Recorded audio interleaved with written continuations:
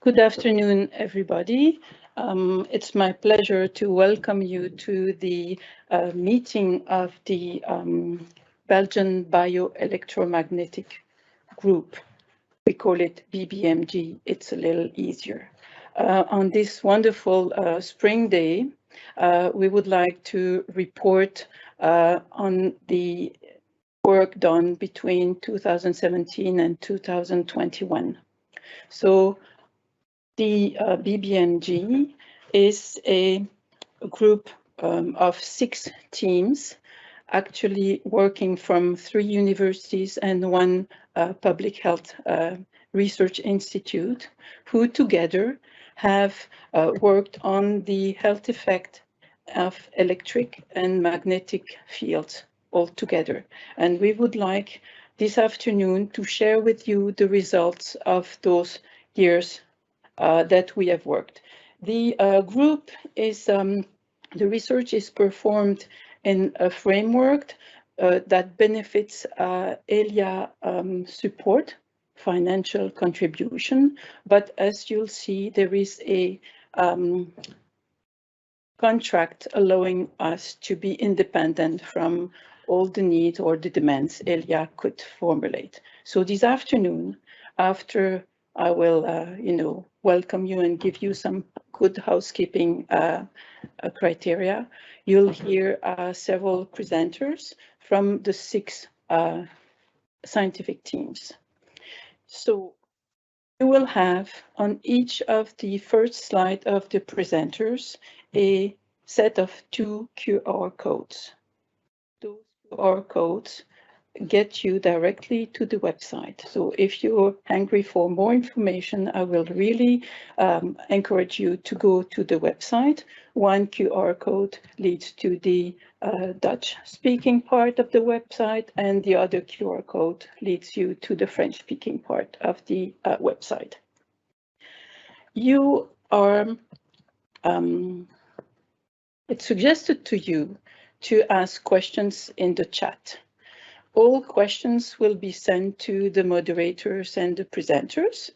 They will not be published, and we will not publish any question nor answer, but at the end of the speeches, you will have a Q&A session during which most of the questions will be answered. If there are some specific questions that cannot be answered because of the limited time, you'll have information back from the website. The session is recorded, but also some specific answers could get back to you by email.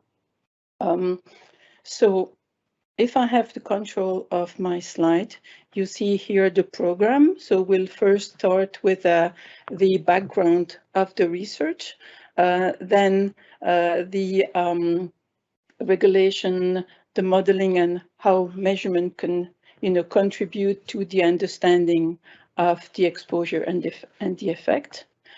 2 next speeches on effect of on the cells. It would be the TK6 cell line, but also blood samples. Then a presentation on a population study, more methodological presentation on a systematic review, and before the question and answer session, you'll have a very specific application of the precautionary principle in this domain. But before going to the, can I have the control, please?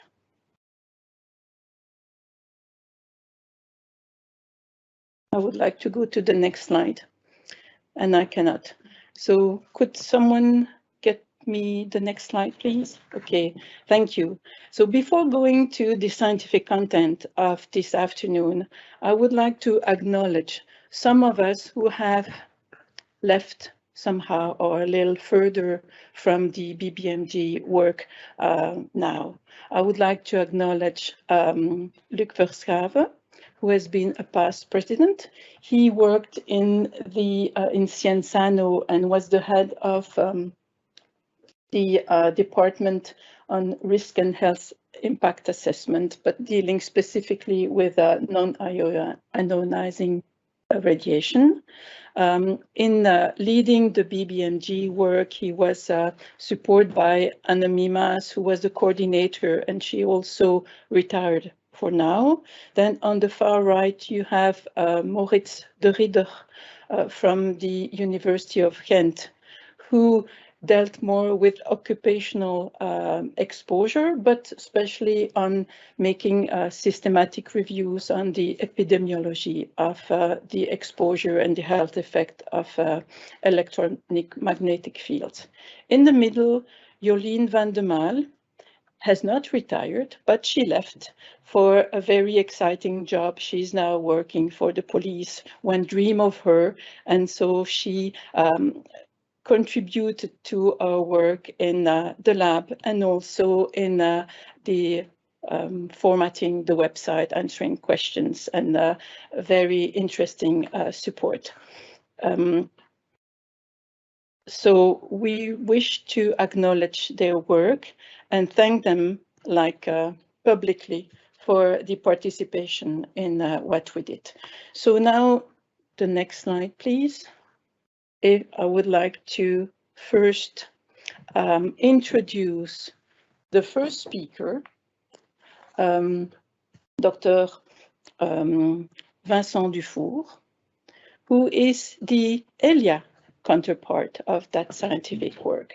He will give us a little context and the insight of what we have done during 3 decades already. So Vincent, I give you the floor. Thank you very much.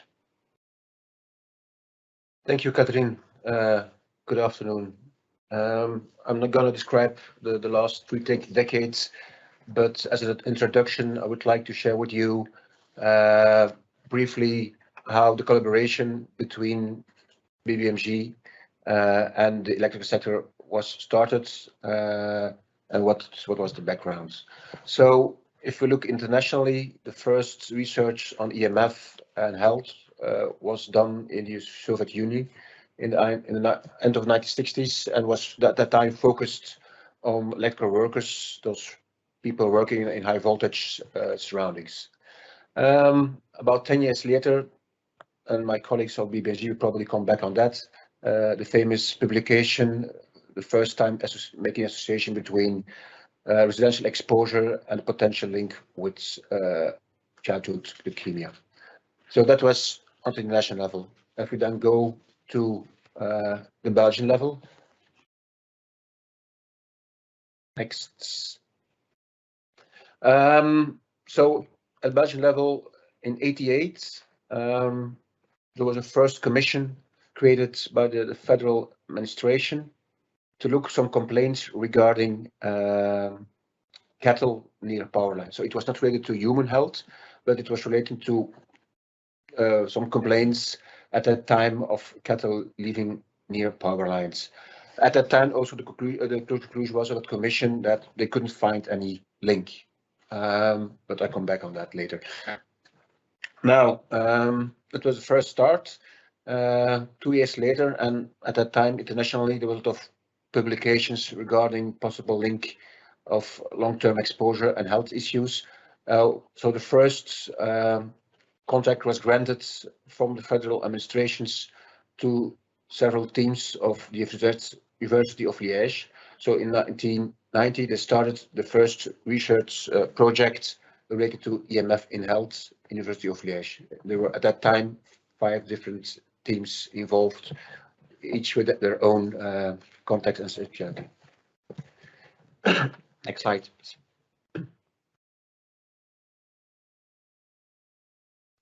Okay. Somewhat later, in '95, the BBEMG was created. So at that time, there were 8 teams from 5 institutes. So the University of Brussels, Ghent, Leuven, Liège, and De Vito. So, and they had the objective to better understand the interactions between electromagnetic fields and biological activities, and so more as an outcome than potential health effects. And so they want to develop knowledge and diffuse it with the stakeholders, so including the public, So the objective also was to create expertise centers that was accessible for all stakeholders. The initial initiative of the federal administration to fund research was not launched, so there was lack of funding. And so at that time in '95, the electricity sector decided to support this research. And there was, in the first period, financial support from CPTA. CPTA was a combination of Electrabel and SPE, the power facility at that time in Belgium.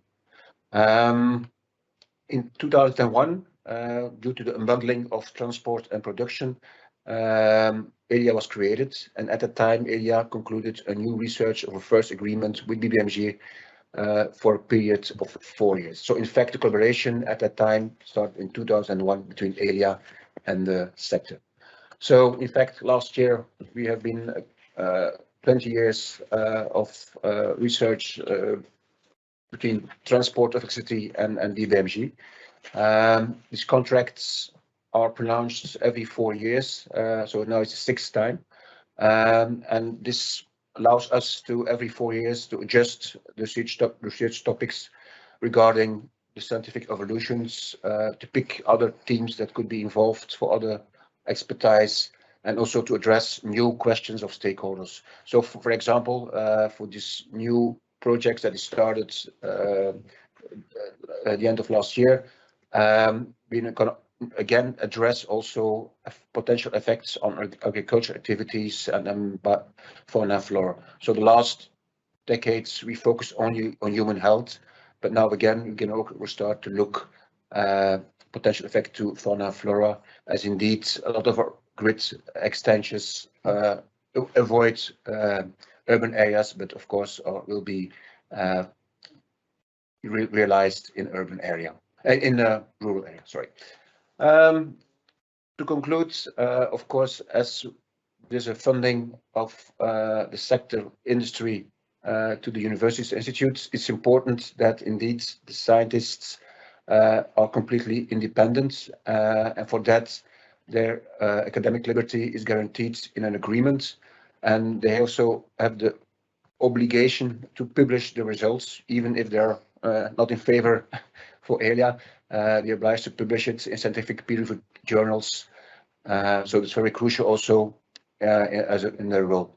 And the agreement we have is not with a single researchers, but it's with institutes and the universities. So we never have direct contracts with research teams. And of course, all the research institutes have to comply with the Belgian Ethic Code for Scientific Research. So that was in brief a short introduction. Now I will give this floor to the BBEMG colleagues who will present you the results of the past 4 years. Thank you very much. Thank you, Vincent. It was a very nice introduction in the whole framework in which we work. Now we'll go back to the content, and we'll go into the flesh with the first group, who will present to us more the engineering part. It will be Véronique Beauvois, Christophe Guezen, and Maxime Spirlet from the University of Liège.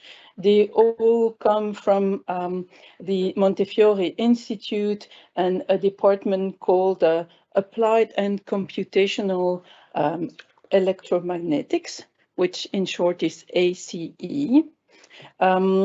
And they have been involved in BBEMG for a long time to support all the thinking of the health people. We're not always used to pure physics and engineering. Please, Véronique, I think you are the first to start. Yes. I give you the floor. Thank you. Can you change the slide, please? Okay, thank you very much. So, first of all, I would like to introduce the subject, let's say, more technically, and to say that we will speak along this afternoon about electric and magnetic fields. So, electric field is linked to the voltage. So, if we check the figure on the left, down in the slide, we can see that when an electrical appliance is connected to the plug, first of all, when the switch is off, you will have a voltage near the plug, and you will have an electric field around the cable near this appliance.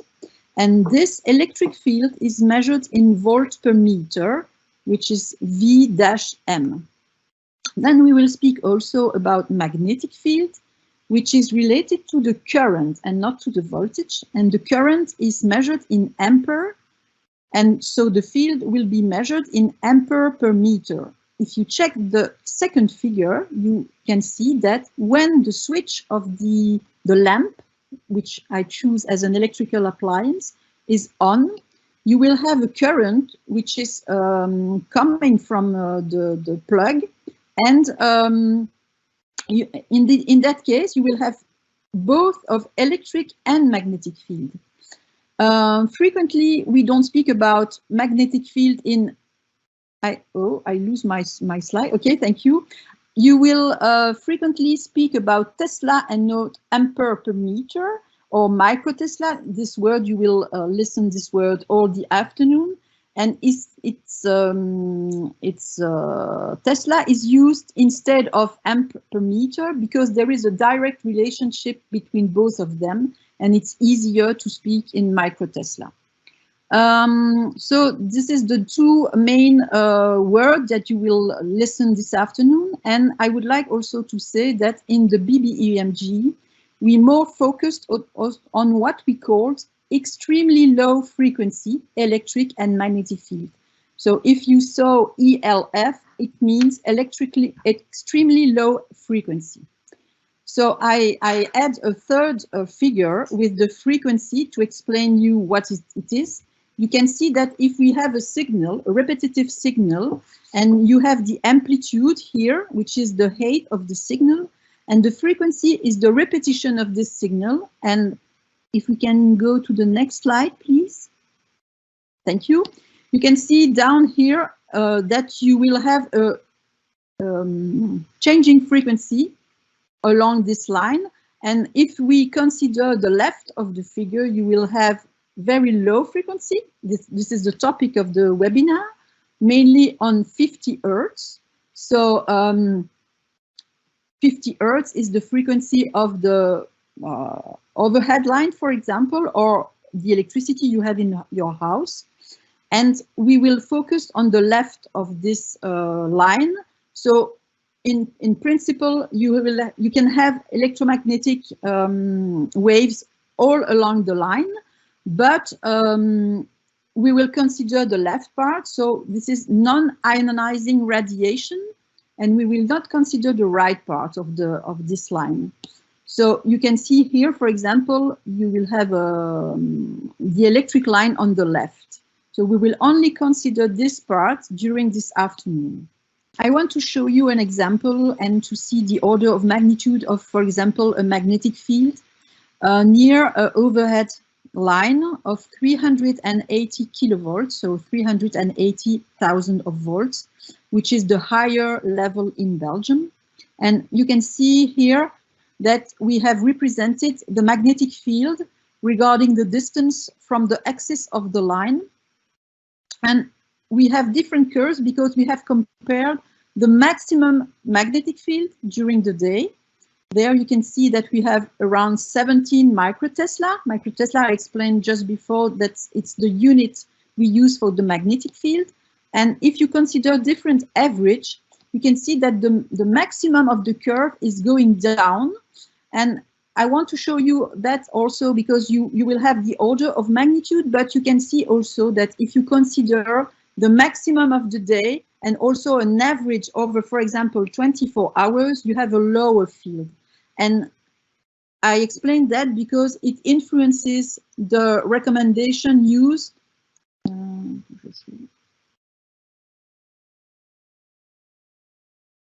Next slide, thank you.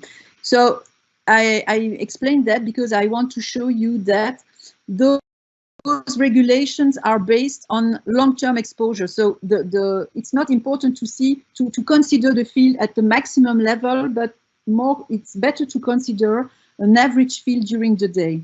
So regulations are defined at different levels. We will see international level, European level and Belgian level.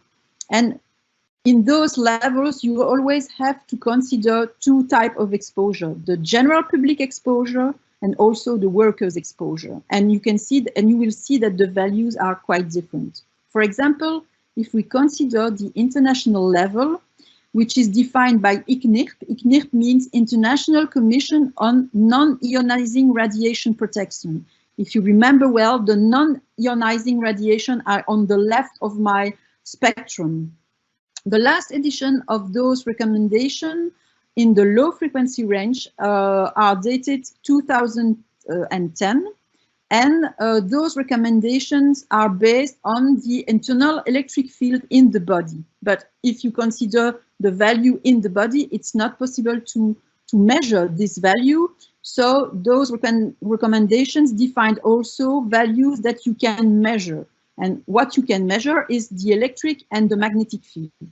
So the value defined by this ICNIRP recommendation are for general public 5 kilovolts per meter, so 5,000 volts per meter for the electric field, and maximum 200 microtesla for the magnetic field.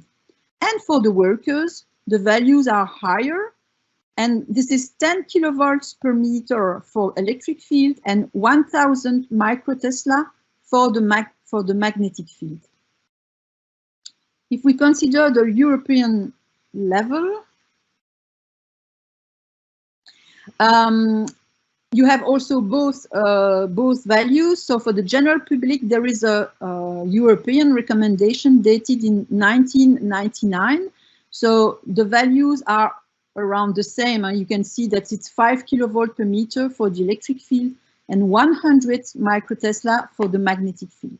And for the workers, again, there is a European directive mentioning 10 kilovolts per meter for electric field and 1,000 microtesla for the magnetic field.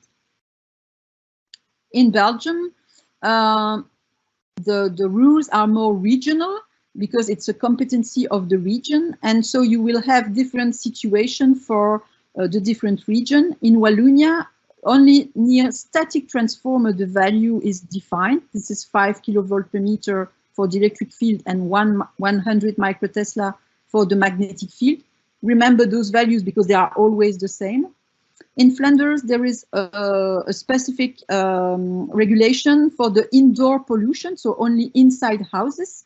And they define two different values only for the magnetic field, which are 20 microtesla, which is called an intervention value, and a guided value. So the hope we can have those values, let's say 0.4 microtesla.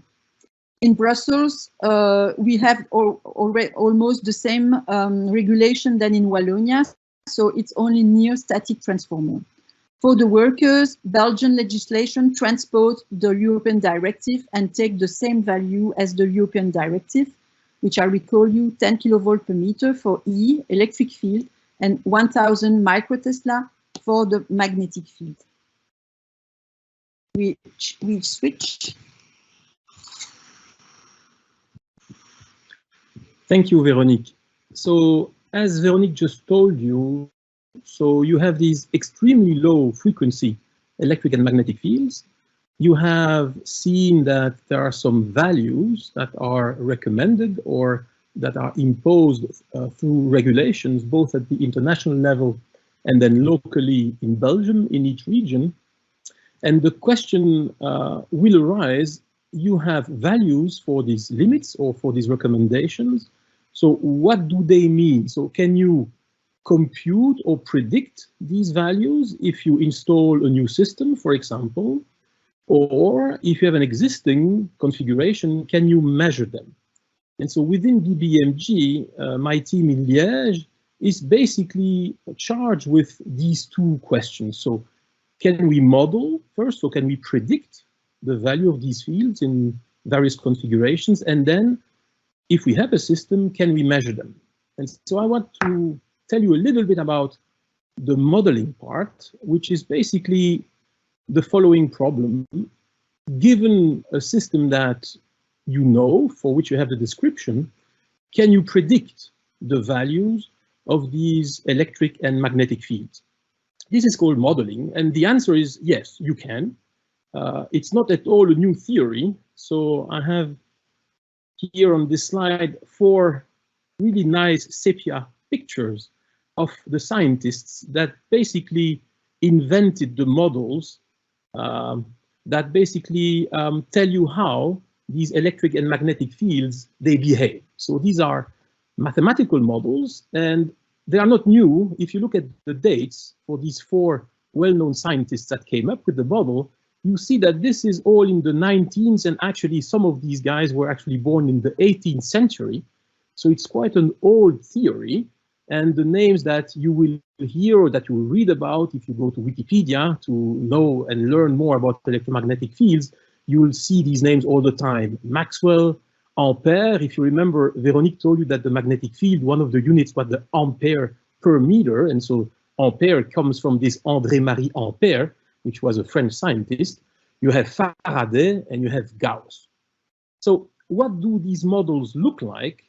Well, they could look quite complicated, right? You see here you have equations that basically relate these fields together. And so an electric field and a magnetic field, well, they are not independent.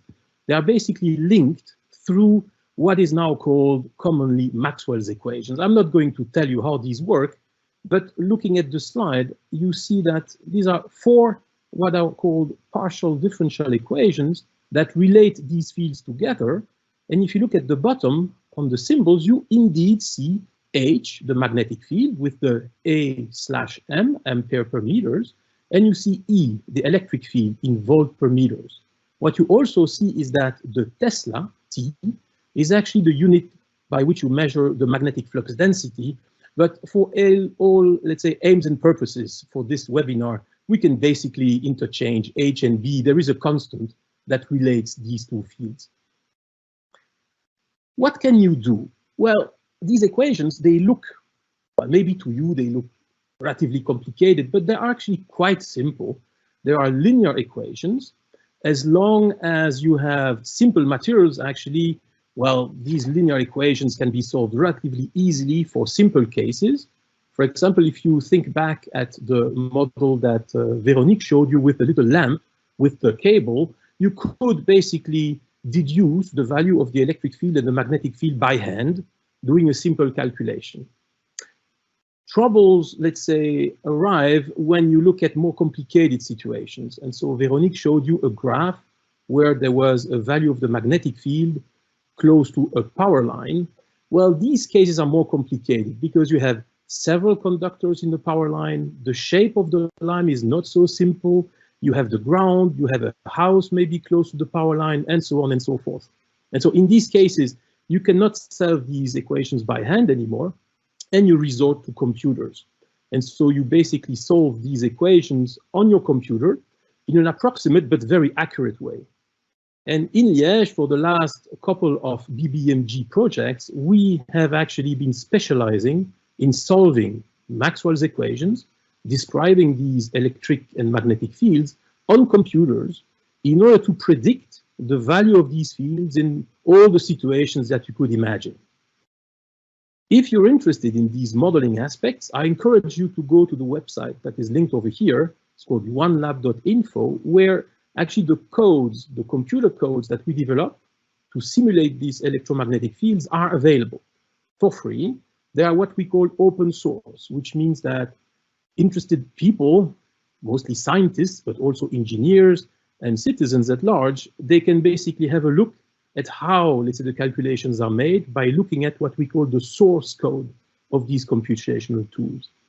We've been working on this for a long time, so there have been more than 20 PhDs on these subjects, hundreds of scientific articles. I'm not going to go into the details. I just want to show you, let's say, 2 particular, let's say, cases that are of interest for this webinar, linked to overhead lines and underground cables.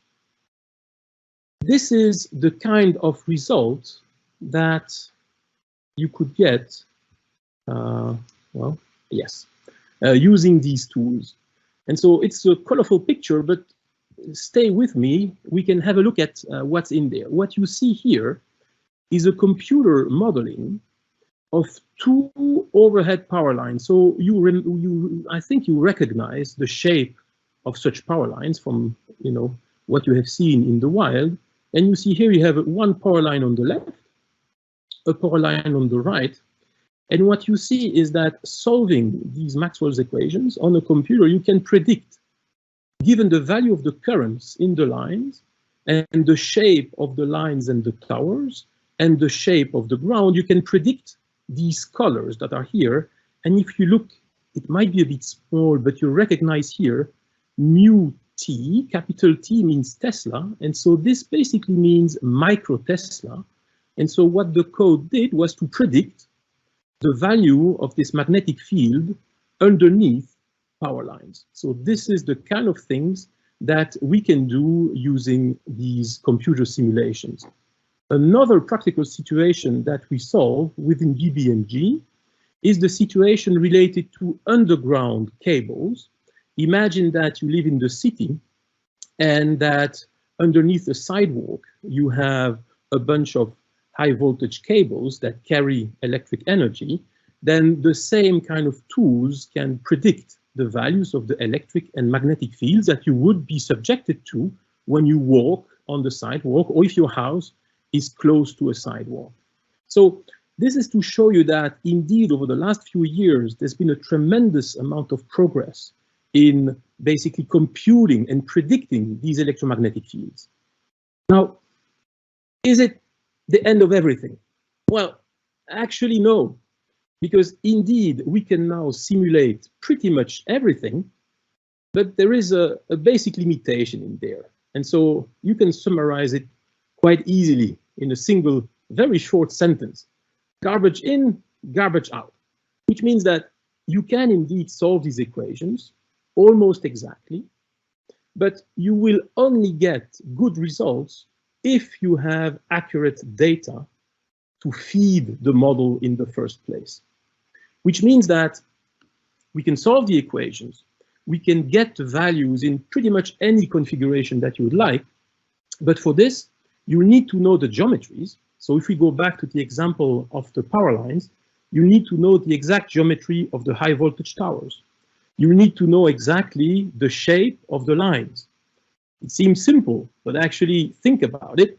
If you have a line that heats up because a lot of current is flowing through, then the line will actually sag more, which changes the geometry, which actually change the values of the fields that you will have underneath the line. So it looks simple to get all the accurate data, but actually it is not.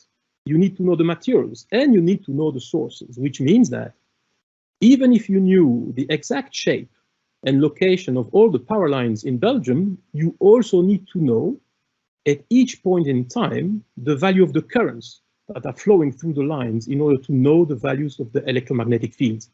So in theory, and it's extremely interesting to do modeling, but it's not enough. And so that's the reason why we're actually going to have a complementary aspect to this that we deal with at the University of Liège within BBEMG. It is to actually complement modeling with actual in-situ measurements. And for this, I leave the floor to Maxime.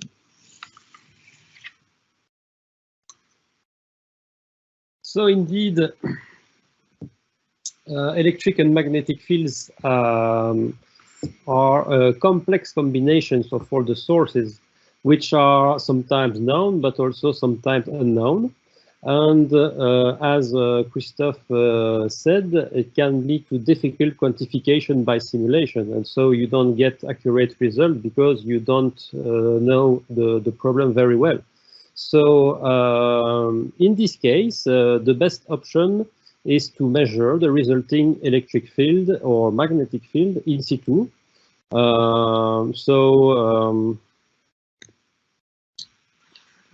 Yeah, okay.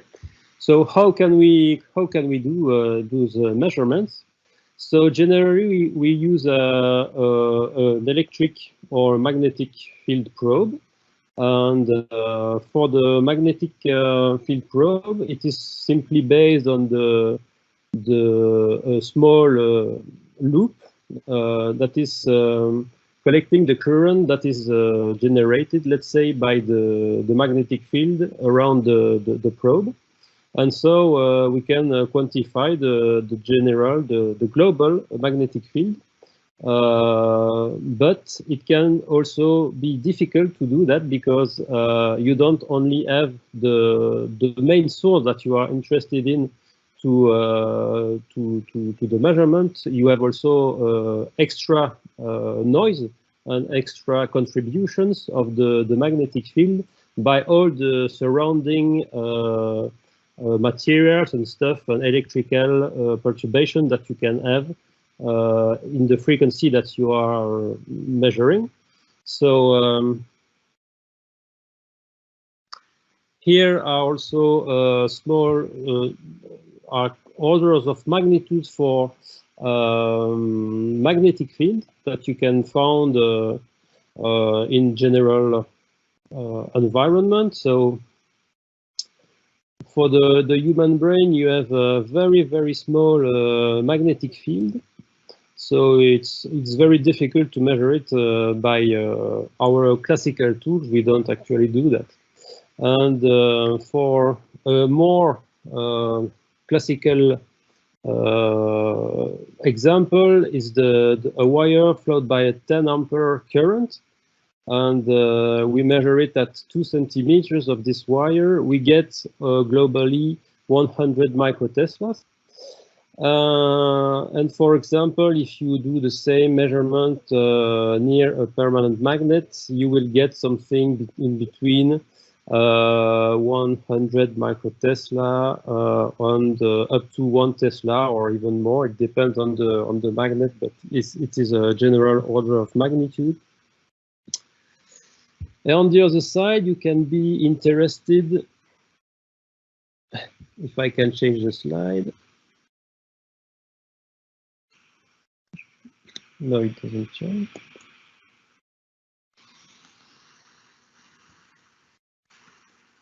Yes, okay. Oh, okay, this one. So you can measure the electric field.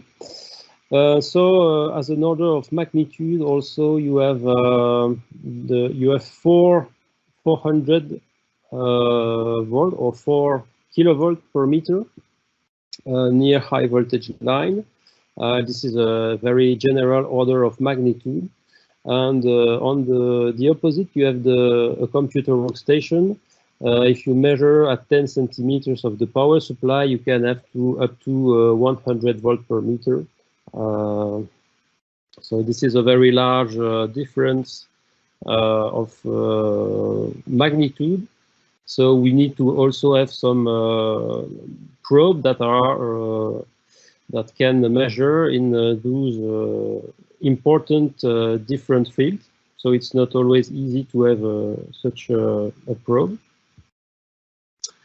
And so to conclude for the measurement here, we have an example of the magnetic field around a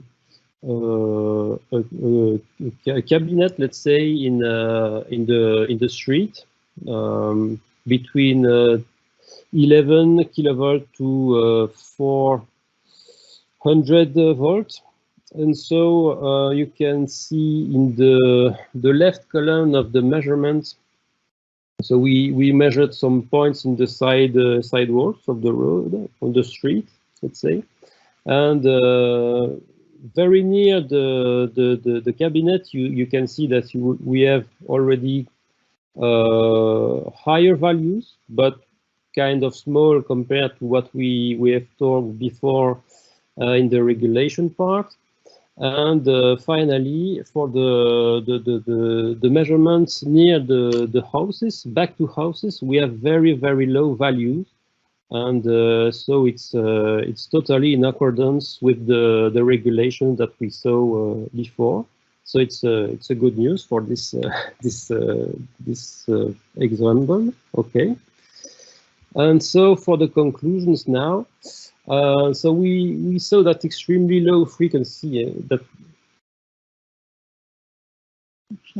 sorry, there is yeah, okay. So the ELF electric and magnetic fields are well described by Maxwell equations that we saw, and we can very accurately model them if and only if the sources and the environment are precisely known. And in situ measurements are also a very good option to quantify ELF for both electric and magnetic fields in case of uncertainty. And finally, the regulations exist for the general public and also for workers, based mainly on long-term exposure. It's very important to say that it's due to a long-term exposure. Okay, thank you. Thank you very much. I closed my microphone.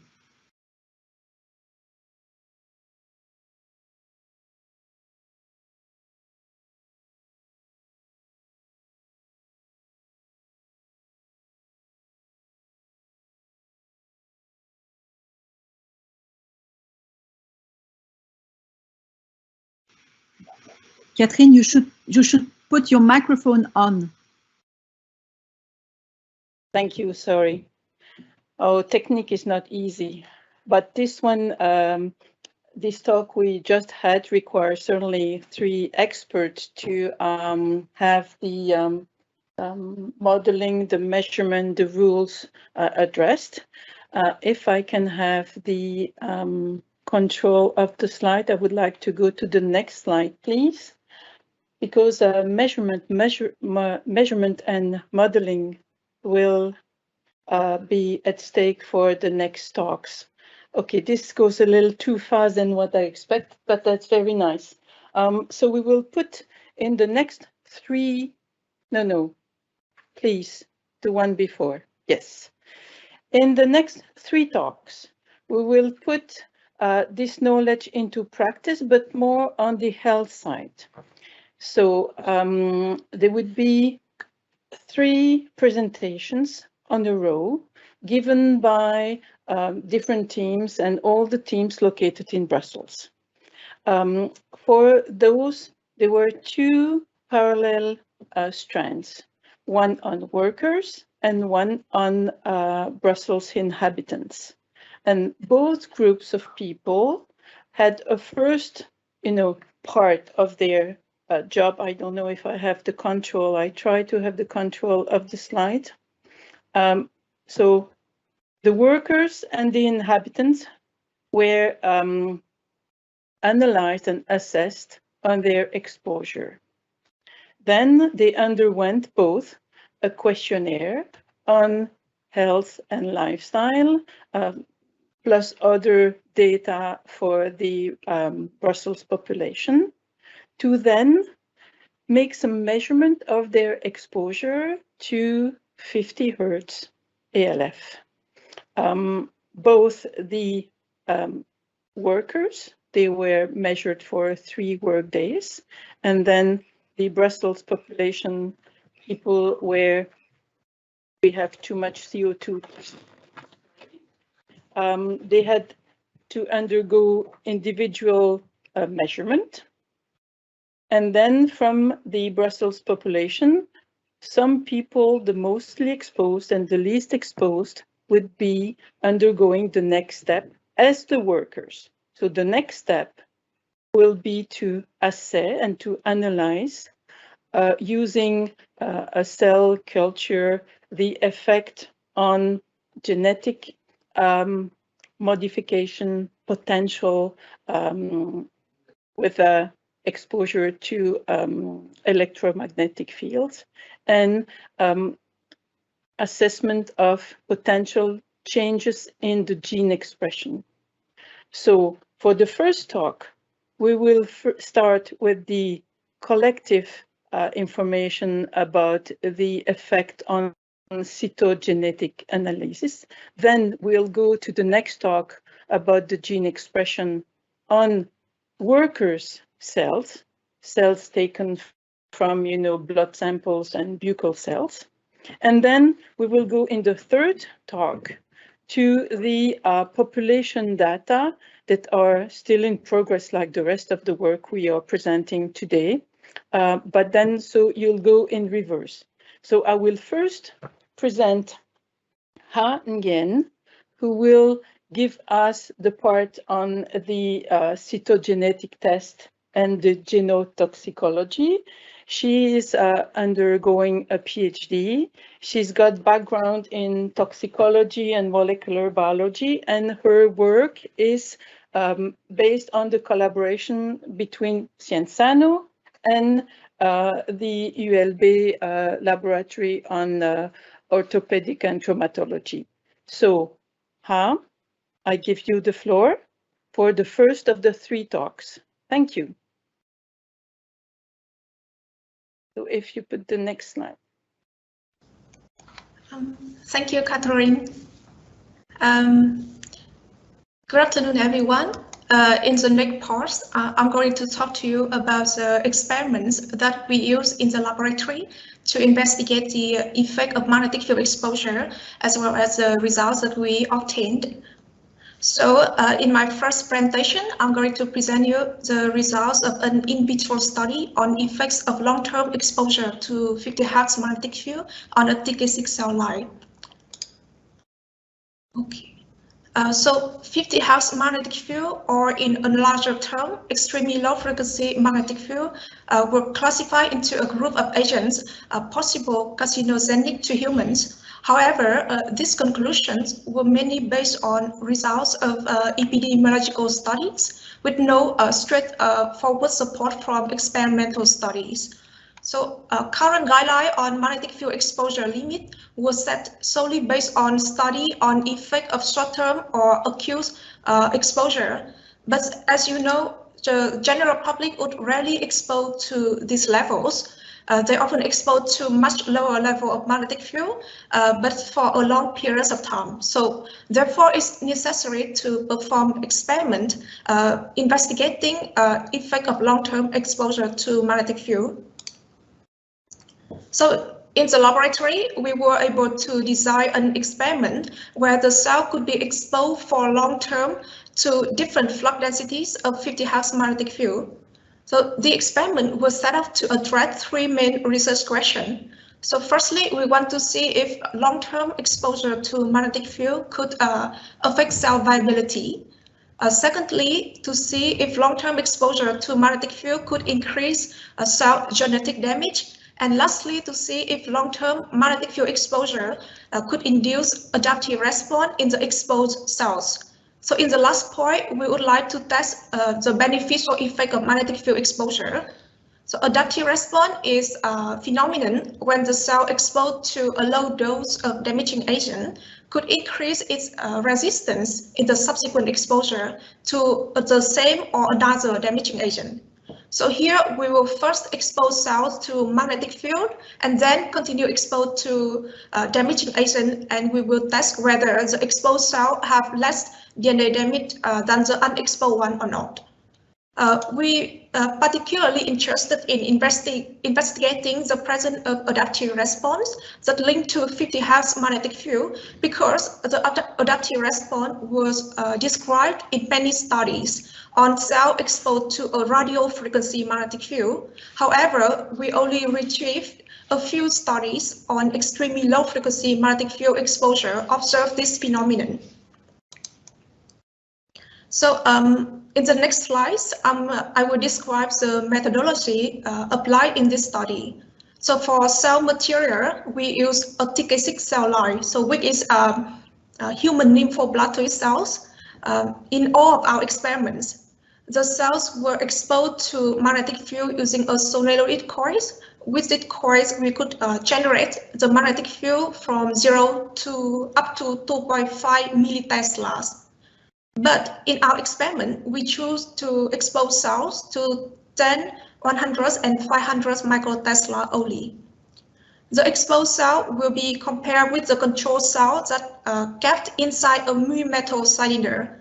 Because mu metal cylinder is a well-known shearing material for 50 Hertz magnetic field, so we designed this cylinder to keep the cell away from any source of magnetic field exposure.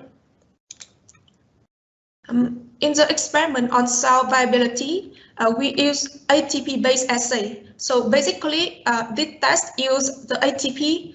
It's an energy molecule released from viable cells to emit the luminescent signal. So the more variable cell, the more luminescent signal observed.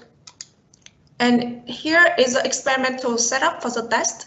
So we started with 2 bottles with the same number of cells. One bottle will be kept in the mu-metal cylinder as a control, and the other will kept inside the coil to be exposed to magnetic field. In every 24 hours, the same volume of cell from 2 bottles were collected, and the luminescent signal emitted from 2 cultures were measured and compared. In the experiment to detect genetic damage and adaptive response, we also started with 2 bottles of cell cultures. One culture was again kept as a control, and another cultures were continuously exposed to 50 Hertz magnetic field for 6 weeks. So in this test, we try to expose the cell for much longer time, up to 6 weeks. At the beginning of each week, both cell cultures were collected. And here, part of the cells were further exposed to a toxic agent to test for the presence of adaptive response. And then a level of genetic damage will be investigated using a cytogenetic test.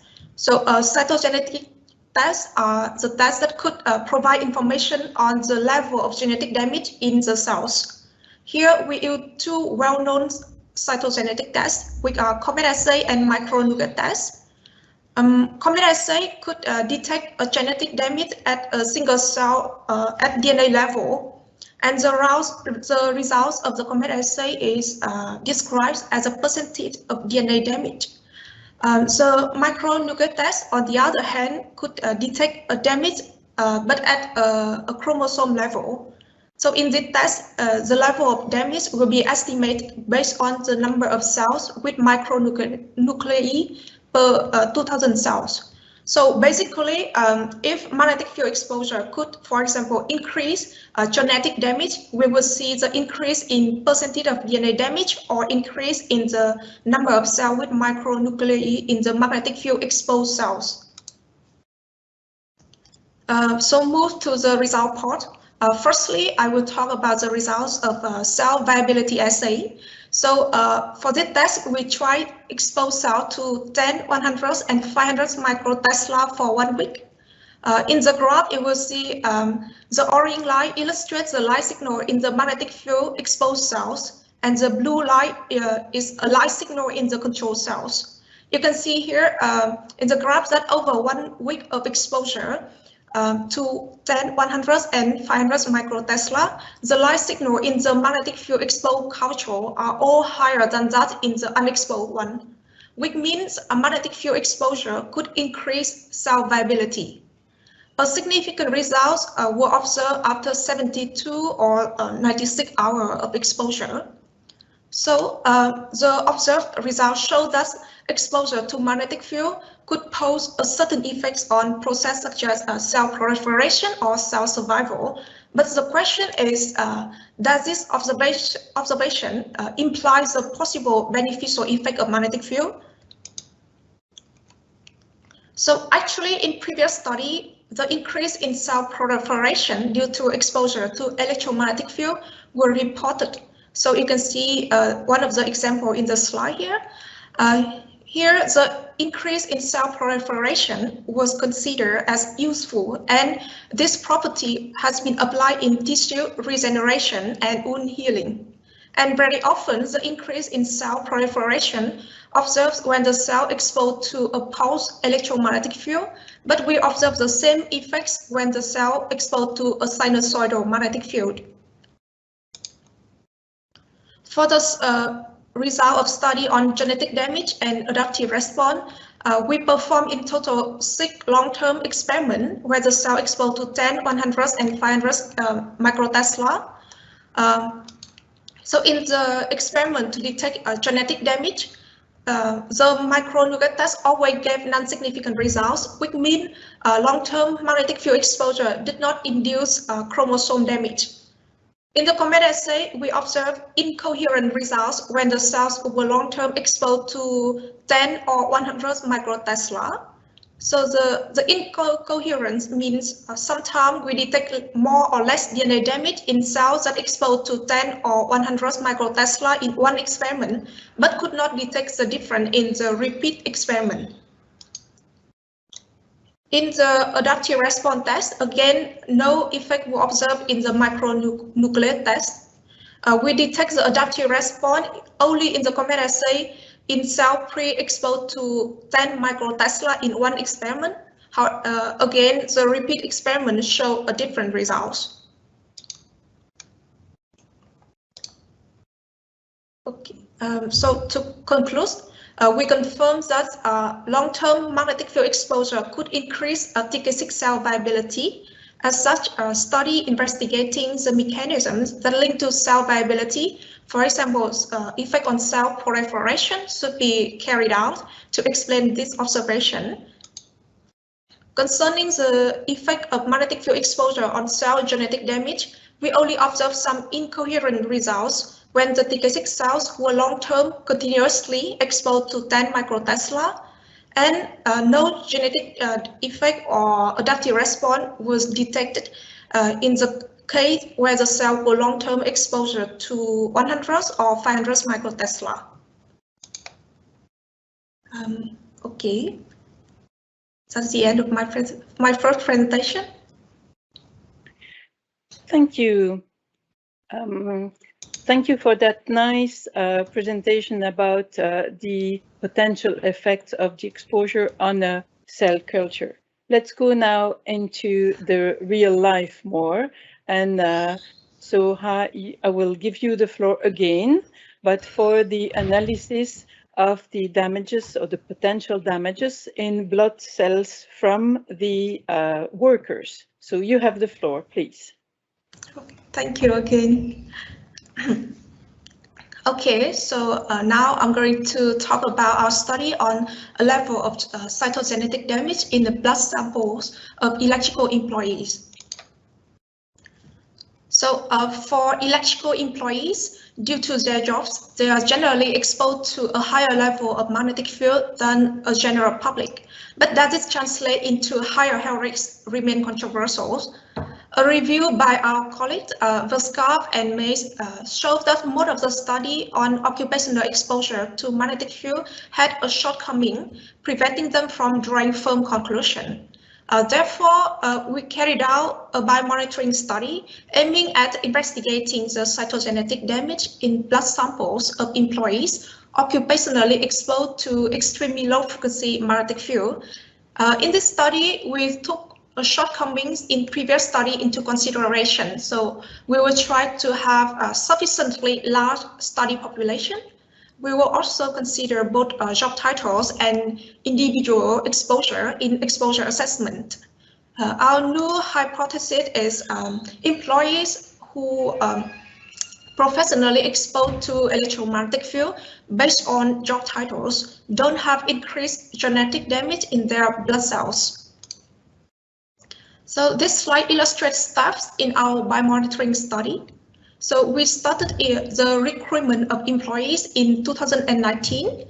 The recruitment were firstly based on their job titles. So we have two groups of employees, office employees who are less exposed to magnetic field, and we have a technician who supposedly exposed to higher level of magnetic field. The inclusion criteria are employees should be between 18 and 55 years old. We prefer male and non-smoking employee. The employee must not subject to a recent radiographic investigation or under a certain treatment or having genetic disease. And for technician, they must have at least 5 years of working experience. The inclusion criteria are exposure at home and having health problems. So if the employee met all the criteria, they will be contacted to arrange a medical appointment where their data will be collected. After this period, it's decoding and data interpretation period. In the next slides, I'm going to explain in detail how different types of data were collected. So firstly, employee actual exposure data were collected using the embedded device. So this device here, Employees were asked to wear the MDEC for at least 3 consecutive days, both at home and at work. And we also gave them the instruction of how to wear the MDEC correctly. Employees were also asked to feed in a diary of activities to delimit the occupational exposure with other exposure. For the health data, we firstly asked the participants to fill in the consent form and then a questionnaire. So the questionnaire has a list of questions that link to employee health status and other possible exposures such as smoking habit or alcohol consumption, etc. Concerning about employee genetic damage, we collected employee blood samples and used common assay and micronougat tests to detect the level of genetic damage in the collected cells. The principle of this that I have just mentioned. So briefly, the common assay will detect the damage in the DNA molecule, while the micronougat test will detect a damage in the chromosomes of worker blood cells. So now move to the result part. Until now, 126 ADR employees and 6 CBEJA employees showed their interest in participating in our study. Based on inclusion criteria that's set at the beginning of the study and also criteria relating to magnetic field exposure, our final population has 67 employees. Among them, there are 30 office employees and 37 technicians. Because there are some missing data for CBEJA workers, this population contains ADR workers only.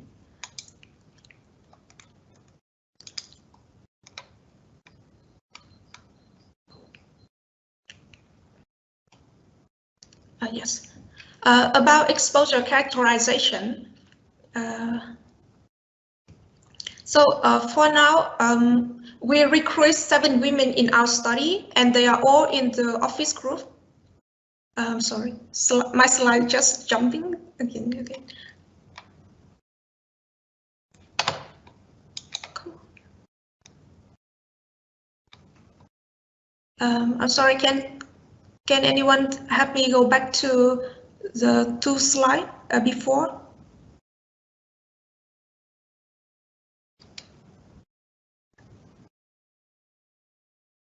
Okay.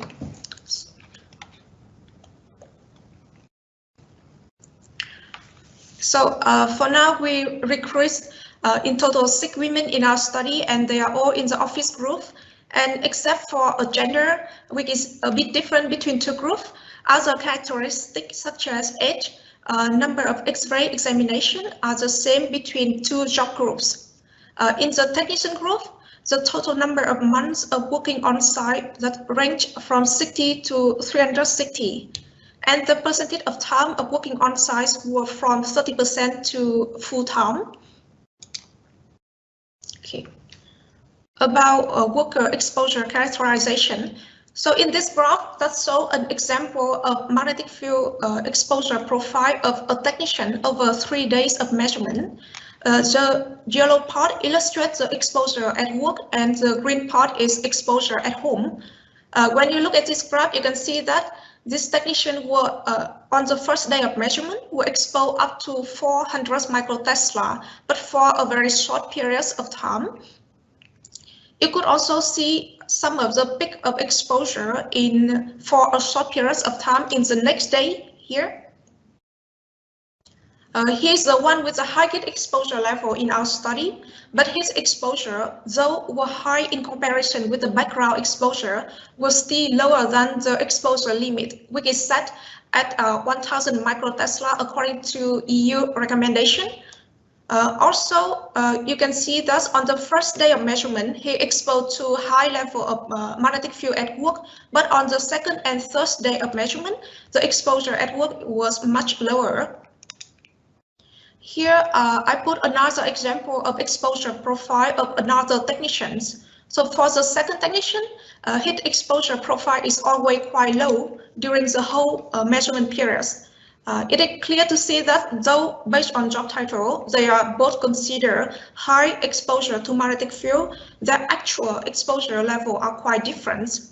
So in general, we can see that occupational magnetic field exposure vary a lot between employees.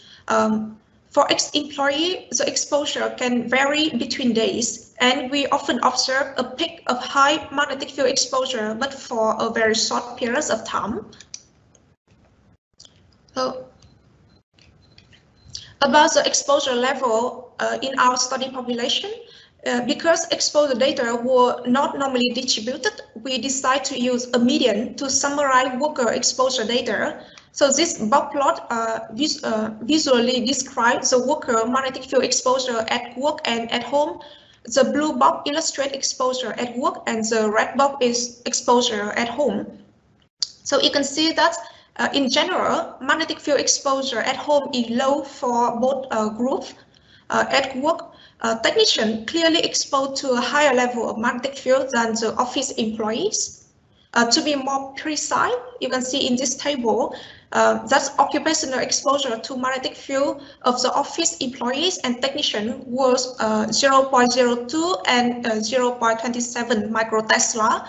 I could say that these levels are quite low in comparison to the exposure limit.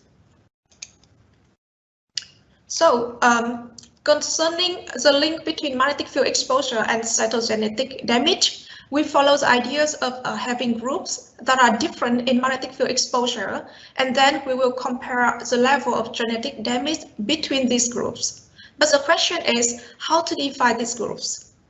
In fact, the selection of exposure groups that are well differentiated according to exposure level remains the biggest challenge in biomonitoring studies. At the recruitment stage, we already had two groups based on job titles. However, many studies show that job titles might not accurately reflect employee exposure, and we also measure employee actual exposure level. Therefore, we propose to define exposure group based on both job title and exposure data. So firstly, we divide a study population based on exposure level into three groups. So we have the low, the medium, and the high exposure groups. There are several approaches could be applied in this type, such as based on cutoff value, based on percentile, or based on cluster analysis. And among these three groups, we found that cluster analysis is the most promising method, and it was chosen to classify employees into groups in our study. And then after having three groups, we will look at the distribution of job title in X groups, and we'll select only office employee as a low exposure group and technician as a high exposure group for further analysis. So in this slide, I'm going to present the overall results of the cytogenetic damage of the whole population. So this scatter plots shows the distribution of comet assay and micronugget test results of our whole study population. Each dot represents one employee. So this plot on the left describes the comet assay results. So you can see that the level of DNA damage in employee blood samples are between 1 and 5%. In the second plot, it shows that employees often have around 2 to 25 micronuclei per 2,000 blood cells. So to better understand the obtained data and to compare the level of genetic damage in our study population with the general public, we look for a study summarizing the background level of DNA damage and background frequency of micronuclei in blood sample. And we found that for general public, the level of DNA damage is around 4.5%. It's the average level. And general public often have around 30 cells with micronuclei per 2,000 investigated cells. So at the first look, you can see that the level of genetic damage in the blood sample in our study population are all in the acceptable range. Come on, yeah. Okay. So because our first hypothesis is to compare a level of genetic damage between job groups, here we try to visually describe the comet assay and micronugget test for both groups. You can see that the office employee and the technician always have more or less the same level of DNA damage and also the same level of chromosome damage here. So statistical analysis using a Wilkinson ransom test will also perform and confirm that there's no significant difference in the level of genetic damage between the office and technician groups that were observed. Here we perform the same analysis, but in this case we compare the genetic damage between the office employees at the low exposed group and a technician at the high exposed group only, and we also observe no significant results between these two new groups.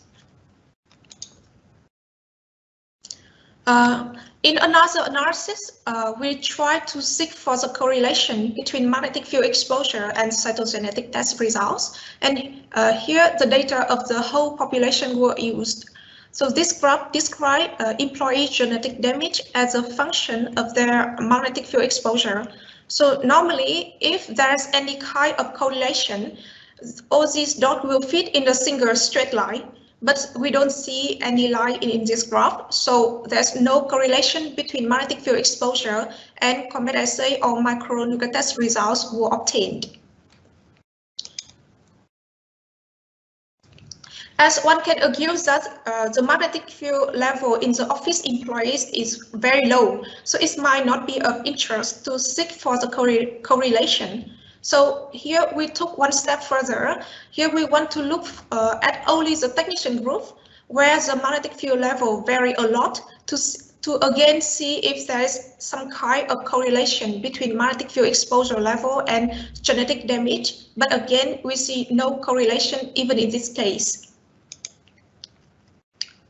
In the last part, for the exploratory part, we apply multivariate analysis. So multivariate analysis means it can consider several possible variables into an analysis, meaning besides analyze the association between variable magnetic field exposure and variable level of genetic damage, we also can take into account other variables such as age or gender to see whether these variables have significant effects on the genetic damage results.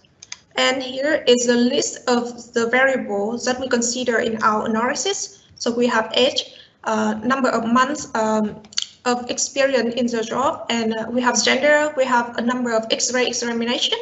We also consider smoking habit and also several variable cluster, we get variable linked to magnetic field exposure.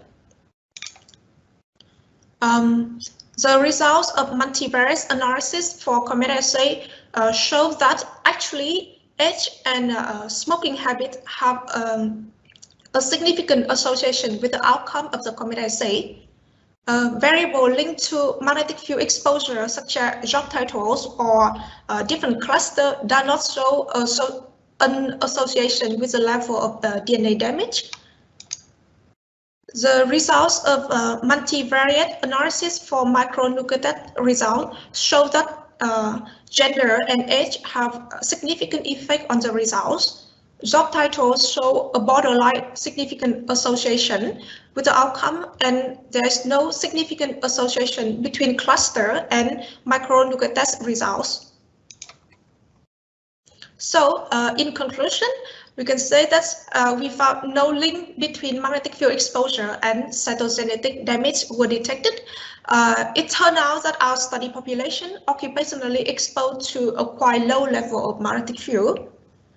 In the exploratory part, the multivariate analysis showed that variables such as age, gender, smoking habit, rather than magnetic field exposure might have an impact on the outcome of the cytogenetic test. Okay, that's the end of my presentation. So thank you for listening.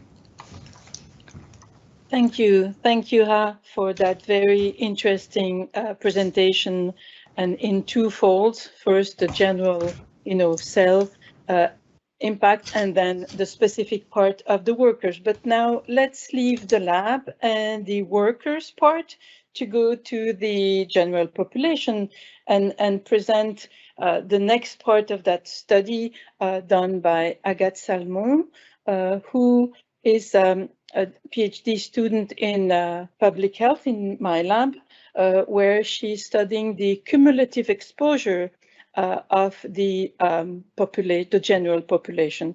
So we follow the same scheme as in the general presentation when I presented the two studies. Here she will present what has been done for the general population, and I will give her the floor. Yeah, this is the right slide. So Agathe, who has a background in medicine somehow and in environment, is now going to public health, environmental health, and she will give you the insight of her side of the story. Thank you, Agathe. Hello, everybody. Thank you for having me. And thank you for the presentation. So I'm going to present to you the study I've been making in the population, which, as you will see, is a bit similar than the working study for the workers. Yes, can you hear me? Okay. So I'm not sure how to go to the next slide.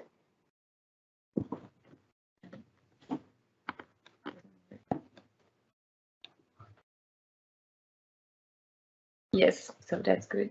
Yeah, it's okay, it's good. Thank you. So for the main objectives of the study in population, so I will present you for the four main objectives.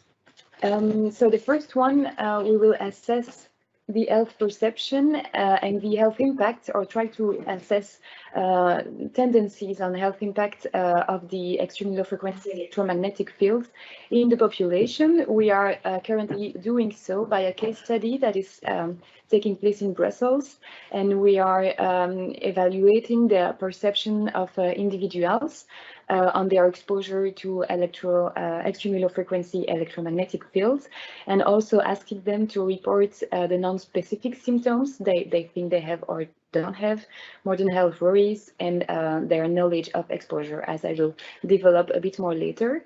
A second objective is to try and characterize the multiple pollutants exposures. So as you will see, we are trying to objectify people's exposure to the extremely low frequency electromagnetic fields, also noise, particulate matters, and endocrine disrupting chemicals. We then want to analyze and compare the impact of the presence of a source of one of the pollutions explained just before, the impacts of the presence of that source in the streets on the inside pollution. So the residential pollution, does it have an impact or not? Can we evaluate it? How can we evaluate it? And also, again, about the non-specific symptoms, can we evaluate the contribution of the cumulative exposure to health? So I will try to go to the next slide. I don't see how.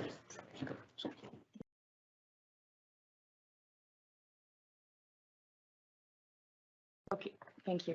So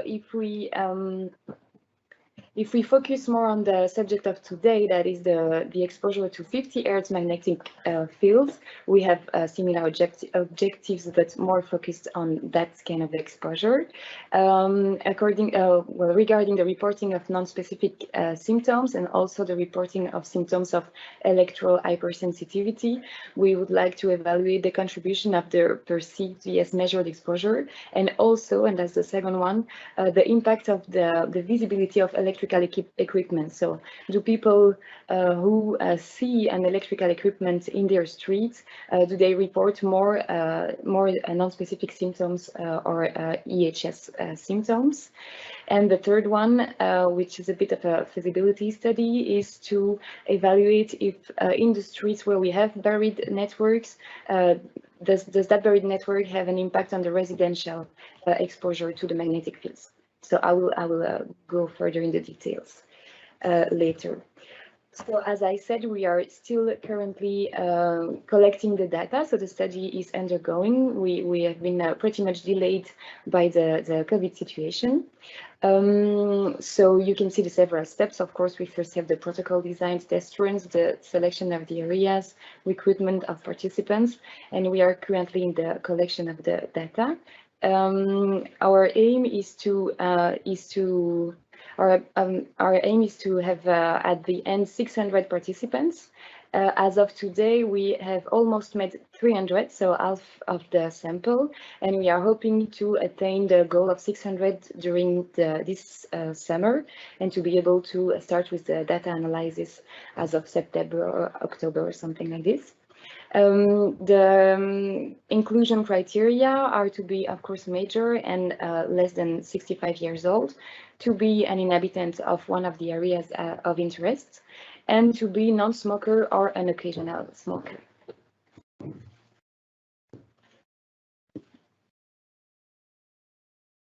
The implications for the participants. So very concretely, so as you see on the picture on the left, you have my colleague Zineb, who is wearing the devices. So the small white device in her pocket, this device measures her exposure to the particulate matters. The other one, in the black pocket, you have two devices in it. You have the Index 2 that has been presented by Ha in the presentation just before, that measures participants' exposure to electromagnetic fields. And you also have a phone, a normal smartphone, that measures people's exposure to noise in decibels. So we have intensity of noise. People wear them during 24 hours, not when they are sleeping. And next to that, we ask them to fill in a diary of environment. So that's a bit similar to the one in the study with the workers. And in this diary of environments, we ask participants to tell us every 15 minutes the kind of environment they are in. So we know if they are in their kitchen, in a car, in a park, in a bus, etc. Next to that, you have the questionnaire, so where we ask people lots of questions about socioeconomic status, about people's perception of exposure, about their habits of life, etc., about their knowledge of exposure, etc. And we will be able to use this data afterwards to try and make test associations. And finally, we also enjoy thanks to collect samples of water, tap water from participants' house, because we would like to try and analyze the potential presence of endocrine disrupting chemicals in the tap water. So if we talk about the preliminary results, so first of all, we had to choose 2 areas of interest to start our study. To do so, we used the map that you can see on the left, that has been created thanks to the data provided by Elia, and that shows means by statistical sectors of the prediction of load. And so we could choose one area where we have a prediction with more load, so with potentially more exposure to extremely low frequency electromagnetic fields in the streets. And comparing to this one, another area with much less expected exposure for as much as possible other criteria that are as much as possible similar in the 2 selected areas. The other criteria that we took into account are socioeconomic criteria, demographic criteria, and of course environmental ones. So we have the means of access to green space, air quality, noise, etc. in those 2 areas. After that, we made first on-street measurements, where we realized that actually in both areas we first chose, we had some streets with more exposure to electromagnetic fields in the street, and some that are not. So it's not really one exposed area and one is not. It's more about the streets. And we measured all the streets of interest, all the streets where we have participants, we have data of the exposure on the streets. And actually, what we can also see on the picture, on the images on the right, is that so what you see is measure that has been taken in the streets at the same times, but on each sidewalk of the street. So you can see that actually in the same street, the measurements taken exactly at the same time are not the same, and that's depending on where the cable is buried, actually, if it's more on the left or more on the right.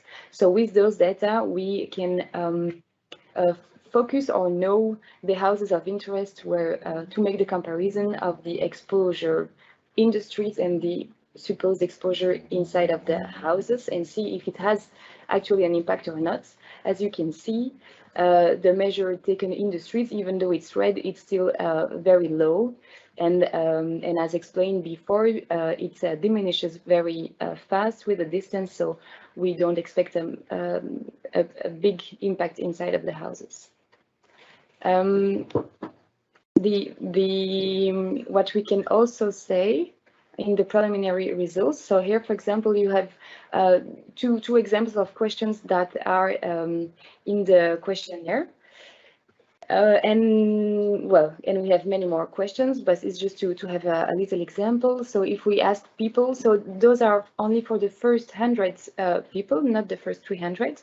If we ask them how to assess how worried they are about the impact of high voltage power lines on health, or of the electromagnetic fields that are generated by electric devices, we can see that a majority of people are either not worried at all or just a little worried, and very few of them say to be extremely worried. So that's just a tendency, an indication for now, and we will see the results later with the 600, but that's the kind of data that we are gathering, and not only for electromagnetic field, but also for the other pollutions that I presented earlier, and we are gathering that via the questionnaire. Other preliminary results that I can show you. Thanks. So here it's more about, so this is an example for one participant of the objective data that we are gathering, and not the subjective one from the questionnaire.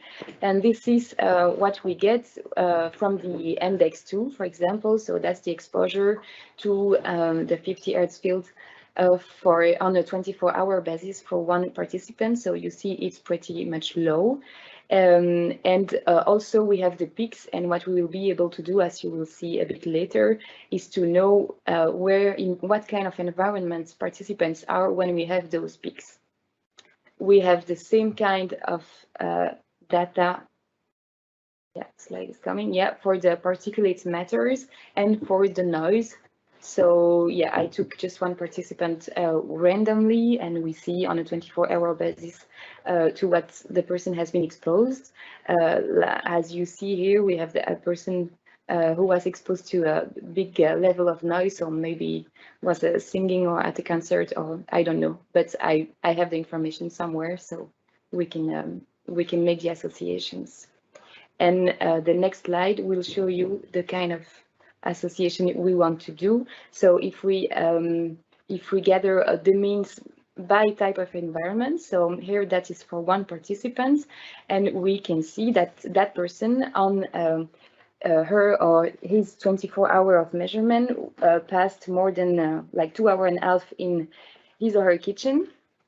And during this time spent in the kitchen, we know that that person was exposed to a mean of 0.04 microtesla. And we have the same for the living room, bathroom, basement, library. That person appears to have spent much of his time at home, but we have other people that go to work, that take the bus, that go to the park, etc. So we will have information for many more different kinds of environments. So this is, yeah, all I can show you for today. And yeah, in a few moments, we have the results for the entire sample. Thank you. Thank you, Agathe. So this is very interesting, and I'm sure we are all eager to know more and to have the analytical data when you will have your 600 participants. So next step now, let's go a little further from lab and experiments and go to published studies. So here I will invite the team from Public Health and Epidemiology and Health Economics from the Université de Liège to present a more methodological aspect and the results of a systematic review and meta-analysis on a specific case study. So I will ask Christian Brabant and Olivier Brouillère if they can take the floor and share their results. Christian. Hi everyone, do you hear me? Yes. Yeah. Okay, I'm Christian Brabant. I'm a researcher at University of Liège, and today I'm going to present our meta-analysis about magnetic fields and child leukemia. I will move to the second slide. Yeah, did I move it? Probably. In 1979, Wertheim and Lieber, they found an association between living near power lines and the occurrence of leukemia in children. And these two authors, they believed that the extremely low frequency magnetic fields from the power lines were responsible for cancer in these children. Just they are here, the extremely low frequency magnetic fields.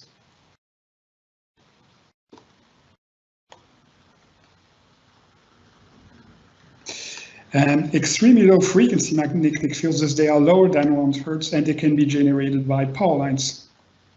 And after 1979, numerous studies have investigated relation between these magnetic fields and childhood leukemia. But fortunately, there are many conflicting results in this research field. And that's why we've performed a meta-analysis. A meta-analysis, it's a statistical analysis that combines results of several studies, and the goal of our meta-analysis was to synthesize all the studies that had examined the relation between extremely low frequency magnetic fields and child leukemia. And our meta-analysis was limited to magnetic fields that are lower than 1 Hertz. Thus, it's the 50 Hertz in Europe, 60 Hertz in North America. And thus all the studies in the 50-60 Hertz range are included in our systematic review.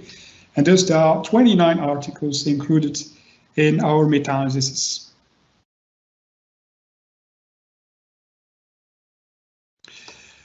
Thus our meta-analysis includes all the studies published between 1979 and 2020, and also includes the pioneer study published by Wertheim and Lieber in 1979. And this figure shows in red all the countries in which magnetic fields and child leukemia have been studied.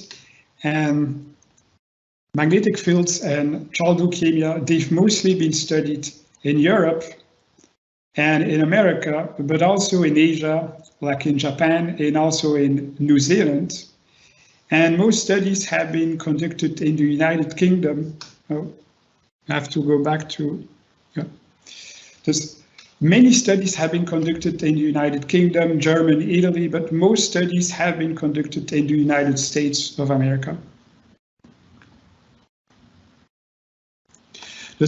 Now I will present our meta-analyses that are based on magnetic flux densities, and this is our most important meta-analysis. And exposure to magnetic fields higher than 0.4 microtesla is associated with an increased risk of leukemia in children. In this meta-analysis, there are 13 studies. The ratio is 1.47, and the association is statistically significant. And magnetic field categories that are lower than 0.4 microtesla, they were not associated with an increased risk of child leukemia. And we have an odds ratio of 1.05 for magnetic fields between 0.1 and 0.2 microteslas. An odds ratio of 0.93 only for magnetic fields between 0.2 and 0.3 microteslas. And finally, we found an odds ratio of 1.1 for magnetic fields between 0.3 and 0.4 microteslas. And as all these relationships were not statistically significant, thus below 0.4 microteslas. Thus our meta-analysis show that below 0.4 microteslas, there is no significant association. In conclusion, our meta-analysis indicate that only magnetic fields that are higher than 0.4 microtesla could increase the risk of leukemia in children. Thus, we have an odds ratio of 1.47 for magnetic fields are higher than 0.4 microteslas. This is an association that was significant. And magnetic fields that are higher than 0.4 microteslas, they usually found within 50 meters of power lines, and they are very rarely found within 200 meters of power lines. In 2002, the International Agency for Research on Cancer classified residential magnetic fields as possibly carcinogenic to humans. Thus, they classified these magnetic fields in group 2B, and our results support the carcinogenic potential of residential magnetic fields, but when they are higher than 0.4 microteslas. And importantly, our results are in agreement with the Belgian Superior Health Council, and they recommend to limit residential magnetic field exposure to 0.4 microteslas. Thank you for your attention. Thank you very much, Christian. So very interesting to go from, the experimental part to the more methodological and then support decision taking. But so we are in risk assessment, and there are principles that have been applied and could be more applied to support decisions. So I will go now to ask Els de Wagener, who is in the team with Ludger Bachmann at the University of Ghent. Els has a very strong interest in ethics from her PhD, and so I will ask her to share with us an application of the precautionary principle in the field we study. So Els, you have the floor. Thank you, Catherine. Can you hear me? Yes, okay. So good afternoon, everybody. Today I'm going to talk about the application of the precautionary principle in this domain. Here is an overview, and as you can see, we are going to start with dealing with scientific uncertainty and risk. Well, scientific uncertainty is an inherent part of the game. Hypotheses can be confirmed as likely to be true given the evidence, but never as true with absolute certainty. Now, there are various ways in dealing with risks. No measures, avoidance, minimization, mitigation, or various combination of those approaches.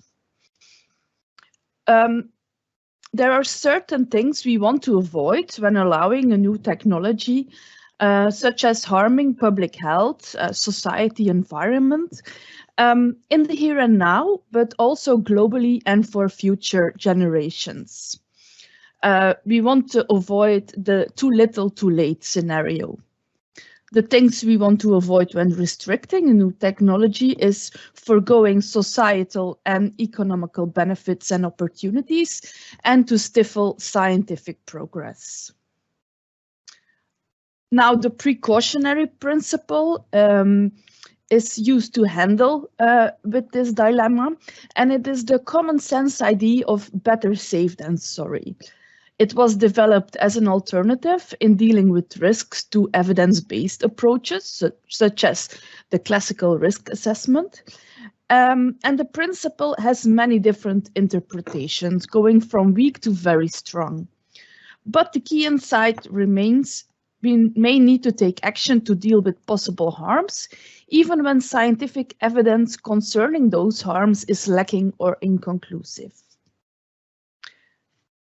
The precautionary principle has some critical elements in whichever form of the principle, being its proactive strategy, the proportionality as a concept, the shift in burden of proof to the proponents of the possibly harmful activity, the investigation of a broad range of alternatives, and an increasing public participation in decision-making.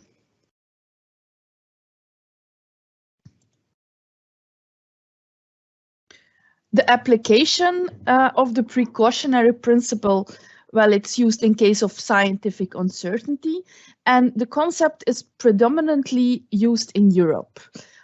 For instance, in the field of extreme low frequency electromagnetic fields, you see that the ICNIRP guidelines are translated to the European situation with more safety factors. So that's an application of the precautionary principle.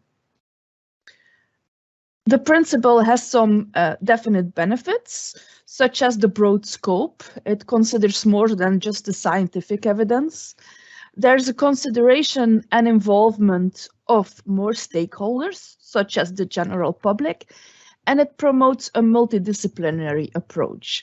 This is also something you see at BBEMG, where results from a lot of disciplines are combined. Good things, but there are, of course, also some shortcomings and critiques. For instance, the practical application remains vague. The proportionality, for instance, the risk and benefits that they are talking about are not being quantified. It's also under critique for being opposed to scientific, technological, and economical progress. In too many cases, the precautionary principle is used to legitimize a bias against change. It can also be used as an excuse for the blocking of free trade between countries or continents, and in that way it can be a hidden form of protectionism. There is, of course, the cost of false positives, the type 1 error, and the idea of the precautionary principle also feeds fear, because there still exists the idea that there's no smoke without a fire. Some concerns when applying the precautionary principle, specifically to this domain, is can extreme low frequency electromagnetic fields still be considered as a new technology? At what point is there enough evidence to make the transition from dealing with risk under uncertainty, for which the precautionary principle is meant, to dealing with known risk? So when and how is the precautionary principle adjusted in case of new evidence? There's a lack of clear criteria or guidelines for revising the precautionary action. Next to this, we have to consider the influence on the distribution of financial resources for different types of scientific research when using the precautionary principle. When do we stop focusing on certain amounts of uncertainty or risk? For instance, in this case, other possible or supposed risks than childhood leukemia are still being investigated at great financial costs. So at which point do we decide that the amount of uncertainty is established?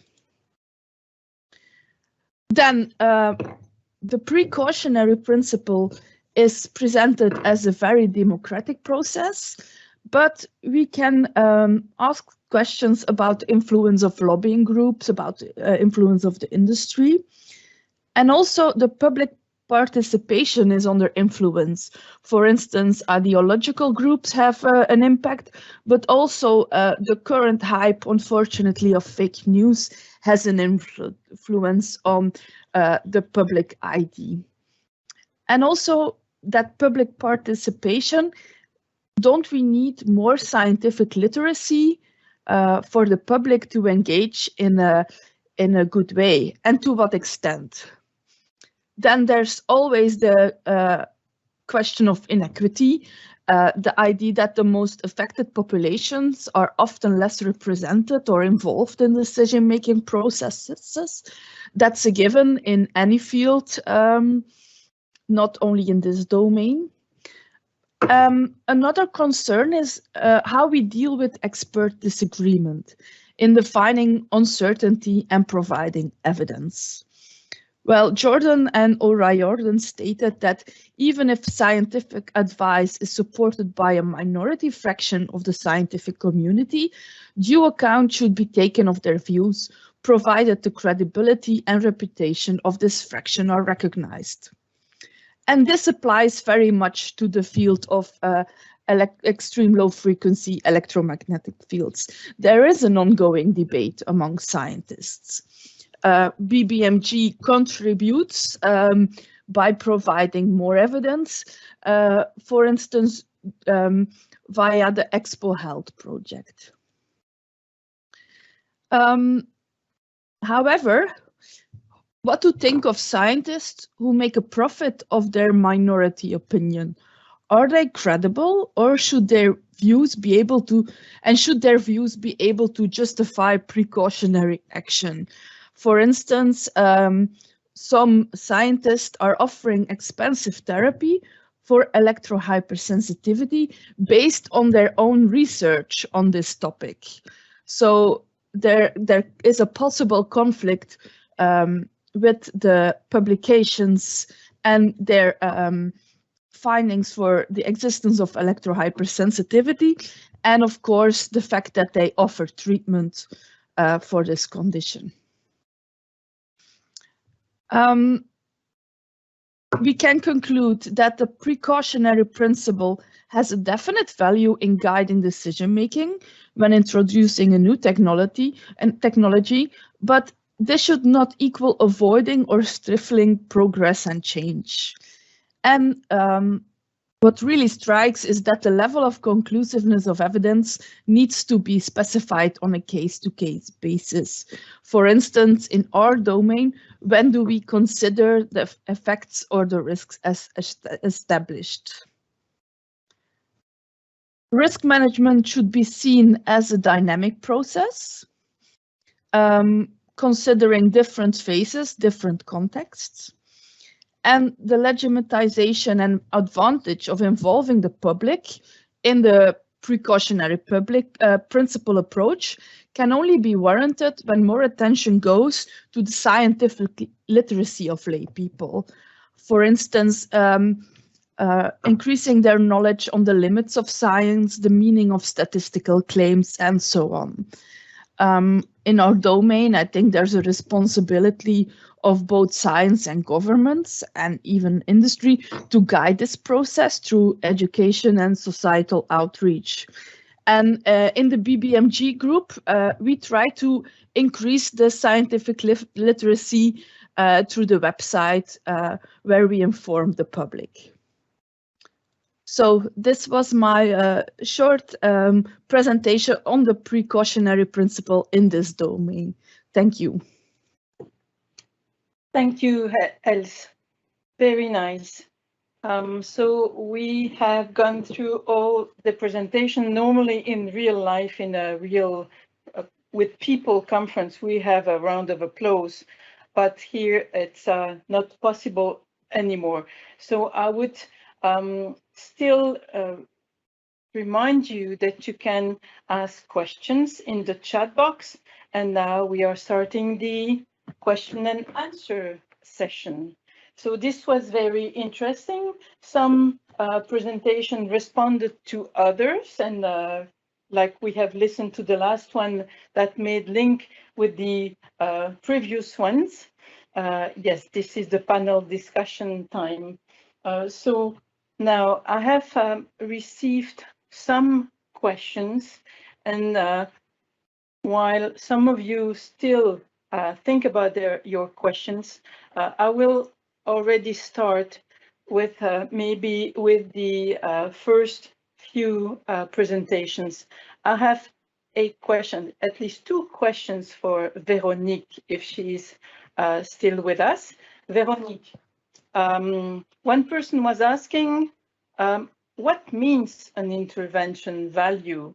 And then I will go directly to the second question, because I think both could be linked. what is the legal value of the threshold of 0.4 microtesla in the Brussels piece of legislation, which is aiming for the new installations? So, Véronique, could you give some insight to our public? Is Véronique still on? Yes, sorry, I have just to put my microphone on. So the first question was about interversion value. So that's okay, yes. In fact, when you read the recommendations, they are always fixing the limit values based on internal values inside the body. But as you imagine, it's not possible to measure inside your body if you are someone. So they fixed values outside the body, which we can measure. So as I mentioned, we can measure electric or magnetic field outside the body. If the values outside the body are under the limit, you can consider, of course, that it's okay also inside the body. But if you have a problem outside the body, it doesn't mean that inside the body the value is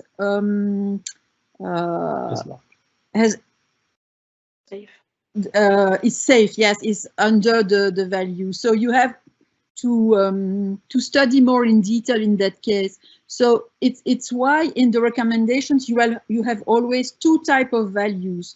You have the official values, let's say, which are inside the body, but then you have to decide with the value outside the body. Is it okay? And the second question was about the value, about, I didn't catch the question. It was about the legal situation of the 0.4 microtesla in the Brussels circulaire. Yes. Okay. Yes. You want to add something? Sorry, Catherine. No. No, I was repeating the question. Okay, so thank you. In fact, for the existing installation, they cannot request this kind of value, but for the new installations, they want to limit the magnetic field at 0.4 microtesla. As mentioned, Christian, I think it's coming from the epidemiological studies, sorry for my English, which consider that for childhood leukemia, this value is a threshold. So they want to limit this magnetic field value near the schools or near the baby care places and things like that. So it's why now they are considering for the new installations near the places where children are staying during the day, that they have to limit this magnetic field. I hope I'm clear. Yes, I think so. Otherwise, people can still express their concern in the chat box, please. Thanks, Véronique. I've got two questions for Christophe now. Christophe, if you are with us, the first question is, do you use in-situ measurements to correct and adjust the models being used, especially for complex situations? Does it help to identify some corrective? Yeah, it's a long question. Let me. Are you okay, Christophe? You with us? Go ahead. Yeah, okay. Yeah, I'm there. So does it help to identify some corrective factors to get more precise models for each situation?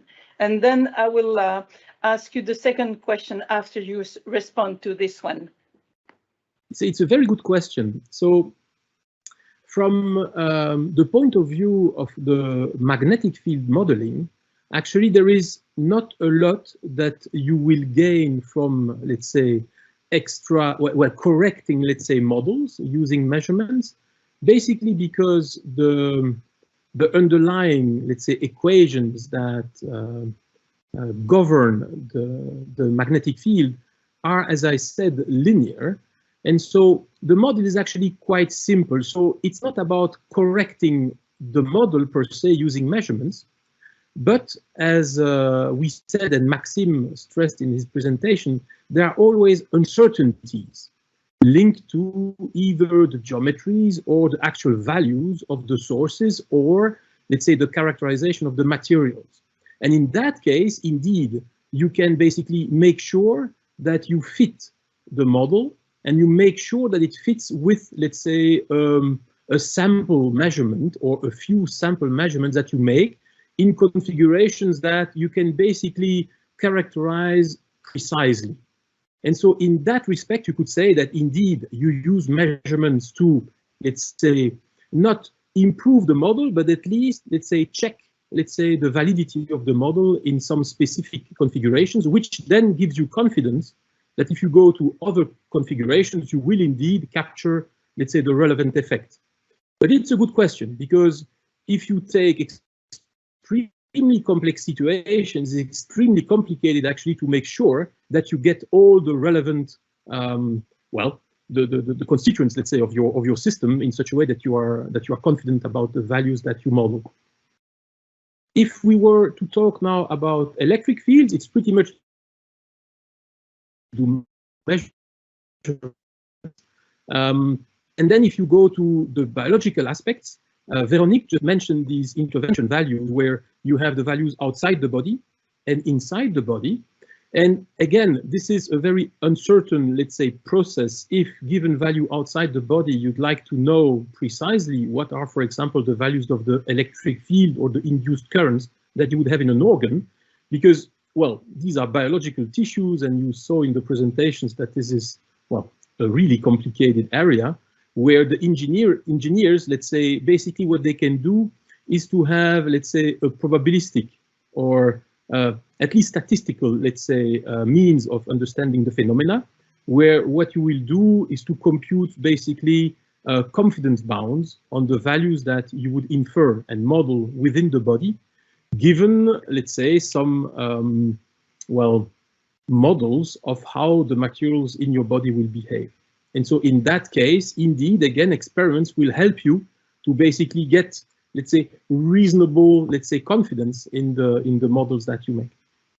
I don't know if that covers the whole. I think it's very interesting, Christophe, but you have an additional question, and you have to be a little more synthetic, if I may ask you. What is the difference between harmonic, fundamental, and broadband values of the electromagnetic levels? Okay, so yes, so this is again a good question. So if you look at the fundamental in an electromagnetic signal, it will mean that you look at the single frequency of the electric or the magnetic fields. In the little presentation that Veronique shared at the beginning, you had like a wave, well, a signal that looked like a sine wave. And so this contains, in Fourier analysis, a single frequency. So this would be the fundamental, it would be the lowest, let's say, component frequency-wide in the signal that you are looking at. Harmonics would be basically multiple of that frequency. So if you have 50 Hertz, then you would have 100 Hertz, 150 Hertz, etc., etc. A broadband signal will contain many such harmonics, so many frequencies at the same time in the signal. Thank you, Christophe. Okay, I change presenter. I have questions for Ha. Ha, are you with us? Because I have 3 questions for you. The first one is... Yes. Okay. The first one, Ha, is why did you use TK6 cells for your study? The reason that I use the TK6 cell is firstly, for the cell line, so it's quite easy to work with, and they have a high proliferation rate, fewer false positive results due to the P53 competence, and TK6 cells are very well studied cells that are used for cytogenetic tests. It will recommend a cell model for in vitro micronuclear test by OECD Guideline. So OECD is an Organization for Economic and Cooperation Development. And the last but not least, it's the most important reason is TK6 cell is suspension cells. So they are easier to maintain as no trypsinization is needed for cell subcultures. And therefore it's ideal cell line to be used in the long-term exposure situation because as I present, we need to keep the cell in culture for 6 weeks in total. Thank you, Ha. Then there is another question, and it's something that reflects a lot to questions we had asked ourselves during the work. Did you perform a control experiment with no exposures, but cells in the mu metal cylinder or not? And to ensure that the experiment didn't have an influence or no impact. So did you perform a control experiment with no exposure? I would say we did not set up an experiment to test for the level of cytogenetic damage in the cells that put in the mu metal cylinder in case of low exposure, but we did perform experiment to comparing a cell growth of cell put inside or outside the mu metal cylinder. And the results show that the cell grew perfectly inside a mu metal cylinder. We also set up a test to check for the temperature and the humidity inside and outside a mu metal cylinder, and also inside the coil to ensure that the environment for cell growth is the same between cell inside a mu metal cylinder and inside the coil. And if you are interested for detailed information about the validation of our sharing system, we already published it in our previous publication. So maybe I can send it to the person who asked the question if he interested in it. Certainly, but then someone else asked another question, Ha. The study on the cytogenetic damage in the blood cells.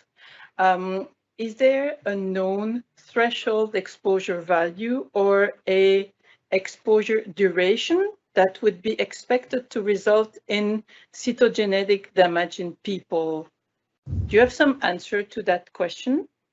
I would say that for now, we still don't know which level of magnetic field, which threshold that can induce a cytogenetic damage in blood sample of people. So, you know, in the Belgian legislation, 2013, they already gave some safety requirement regarding to exposure to magnetic field exposure, but in that directive, they only can give a low action level for a short-term exposure that was set. But I would say like there's no like specific threshold or values that you can say that it from that point is when you increase the level of exposure, it can induce more cytogenetic damage. Thank you, Ha. Then I've got several questions for Christian. Christian. Yes. A first question. Is it fair to conclude that newer and more robust studies show no association?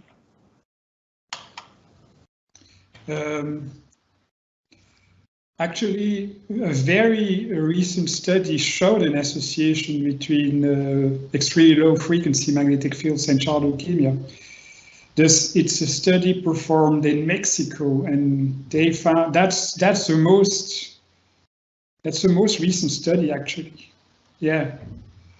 Just the recent studies, they have odd ratios that are higher than 1 with a lot of variability, but that's the case in all the studies in this field. Thank you. And in your pool of studies, one very aware person asked you if you considered the last pooled analysis of Kifet and Amon was published this year with an odds ratio of only 1.01 for magnetic levels above 0.4 microtesla, but non-significant. Did you take this one into consideration? That's a pooled analysis, and we have performed a meta-analysis that takes into account all the studies since 1979. And the pooled analysis of AMOON 2022, that's a very recent study, they take into account the last 10 years, but they didn't take into account the Mexican study that I was just talking about, actually. I think I answered the question. Thank you. Then there is one last question for you, Christian. There are some studies that show an association to the proximity of OPL. Headline. Or headline. OED line, yeah, but no associated with magnetic field levels. Can you comment on that? This, I would need the complete reference for this, because just an association between magnetic fields, but not with power lines. It's the opposite. It's the power line, but no with the magnetic fields. But I think to have the reference would be a very important information before answering like in the blue. Yeah. I support you in that. So if the person can send the reference, even if there is more than one, that would be wonderful. Thank you very much. You have some comment? Christian, some more comment? Yeah, there's the last question. That's a very technical question, and yeah, I would need the reference to answer this question. Yeah. Thank you, Christian. There is a question for Agathe. So,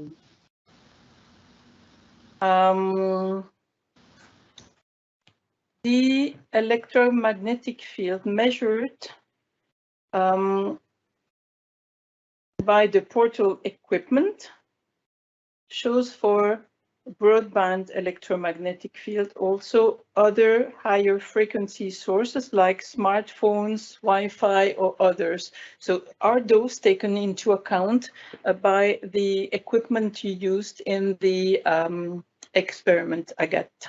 Yeah, no, I'm not sure how high the index 2 goes, but for sure we don't go in the higher frequencies like those, like smartphones, Wi-Fi and stuff. Okay, so they are not taken into account by the measurement apparatus. Do you have other questions? I don't see much newer questions in the. Oh yes, there is one that's just coming. For Vincent. Vincent, how much is the rate in percent of the variation of the electromagnetic field generated by a high voltage room, cabine à haute tension, so in an urban area?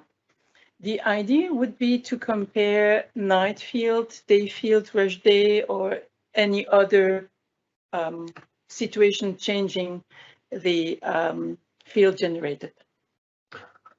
Well, I have to admit that we are not familiar with cabins because it's the distribution grid, and we only operate the high voltage grid, which most cases are open air substations, which larger distances between the equipment and also the neighbors.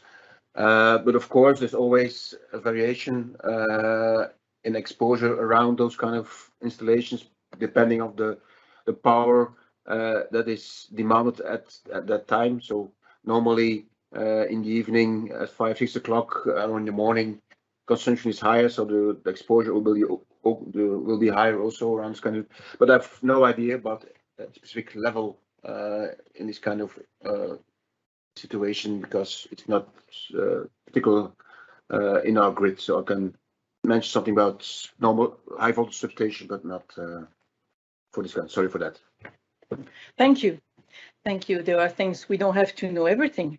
So I don't see any new question coming in the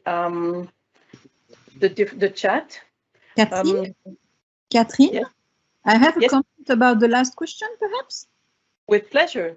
Yes, if you are in a residential district, so mainly houses, it means that it's like when you check your consumption at home, the consumption is very low during the night because perhaps you have your fridge or something like that. But so around the cabinet in a residential district, the consumption is lower during the night, so the magnetic field is lower too.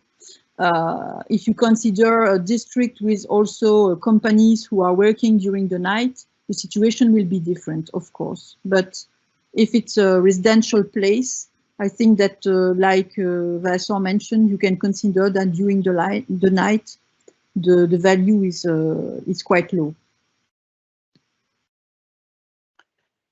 Thank you for that additional comment. I think there are some little questions that are in the chat, but I think one we have answered about the Kiefet and Amon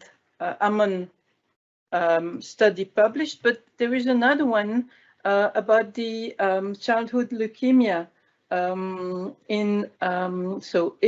That is for Christian, I think. Is the child leukemia due to electromagnetic field exposure in the Mexican study a causal relationship or a correlation? So this is quite technical, but still, Christian, Yeah, you know that study? Yeah, that's a study by Nunez, 2020, and that's an epidemiological case control study. This study is like all the other ones. There are no experimental studies on humans in this kind of field, actually. The latest study it's a typical epidemiological study. That's how you can put it. It's Nunez Enriquez 2020. I think. Someone else had more concern about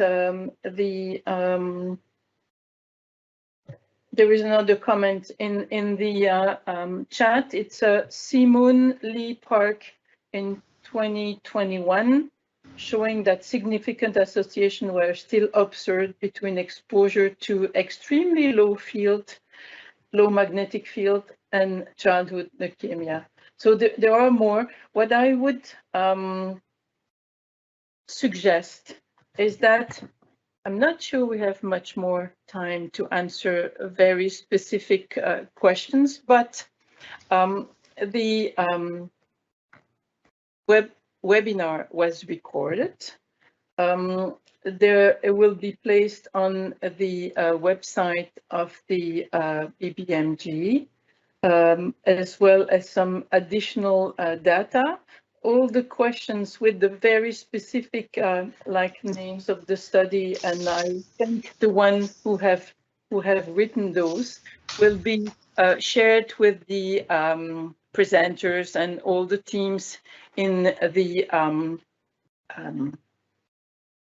group, BBEMG group. We will definitely use and transfer and share all those questions among us. I would like, on behalf of everybody, thank all those who have participated in the success of this webinar, even though we stopped and then started again. And I would like to thank you for your patience and your participation to this quite interesting report. I hope you enjoyed it. We all enjoyed, even though we would have preferred to do it live. Thank you very much. And I thank everybody, all the participants, all the partners, because there are plenty of partners, and all of you participants who have listened and chatted with us on this webinar. Thank you very much, and have a good end of the day, good end of the afternoon, good evening, depending where you are. Thank you. Bye-bye.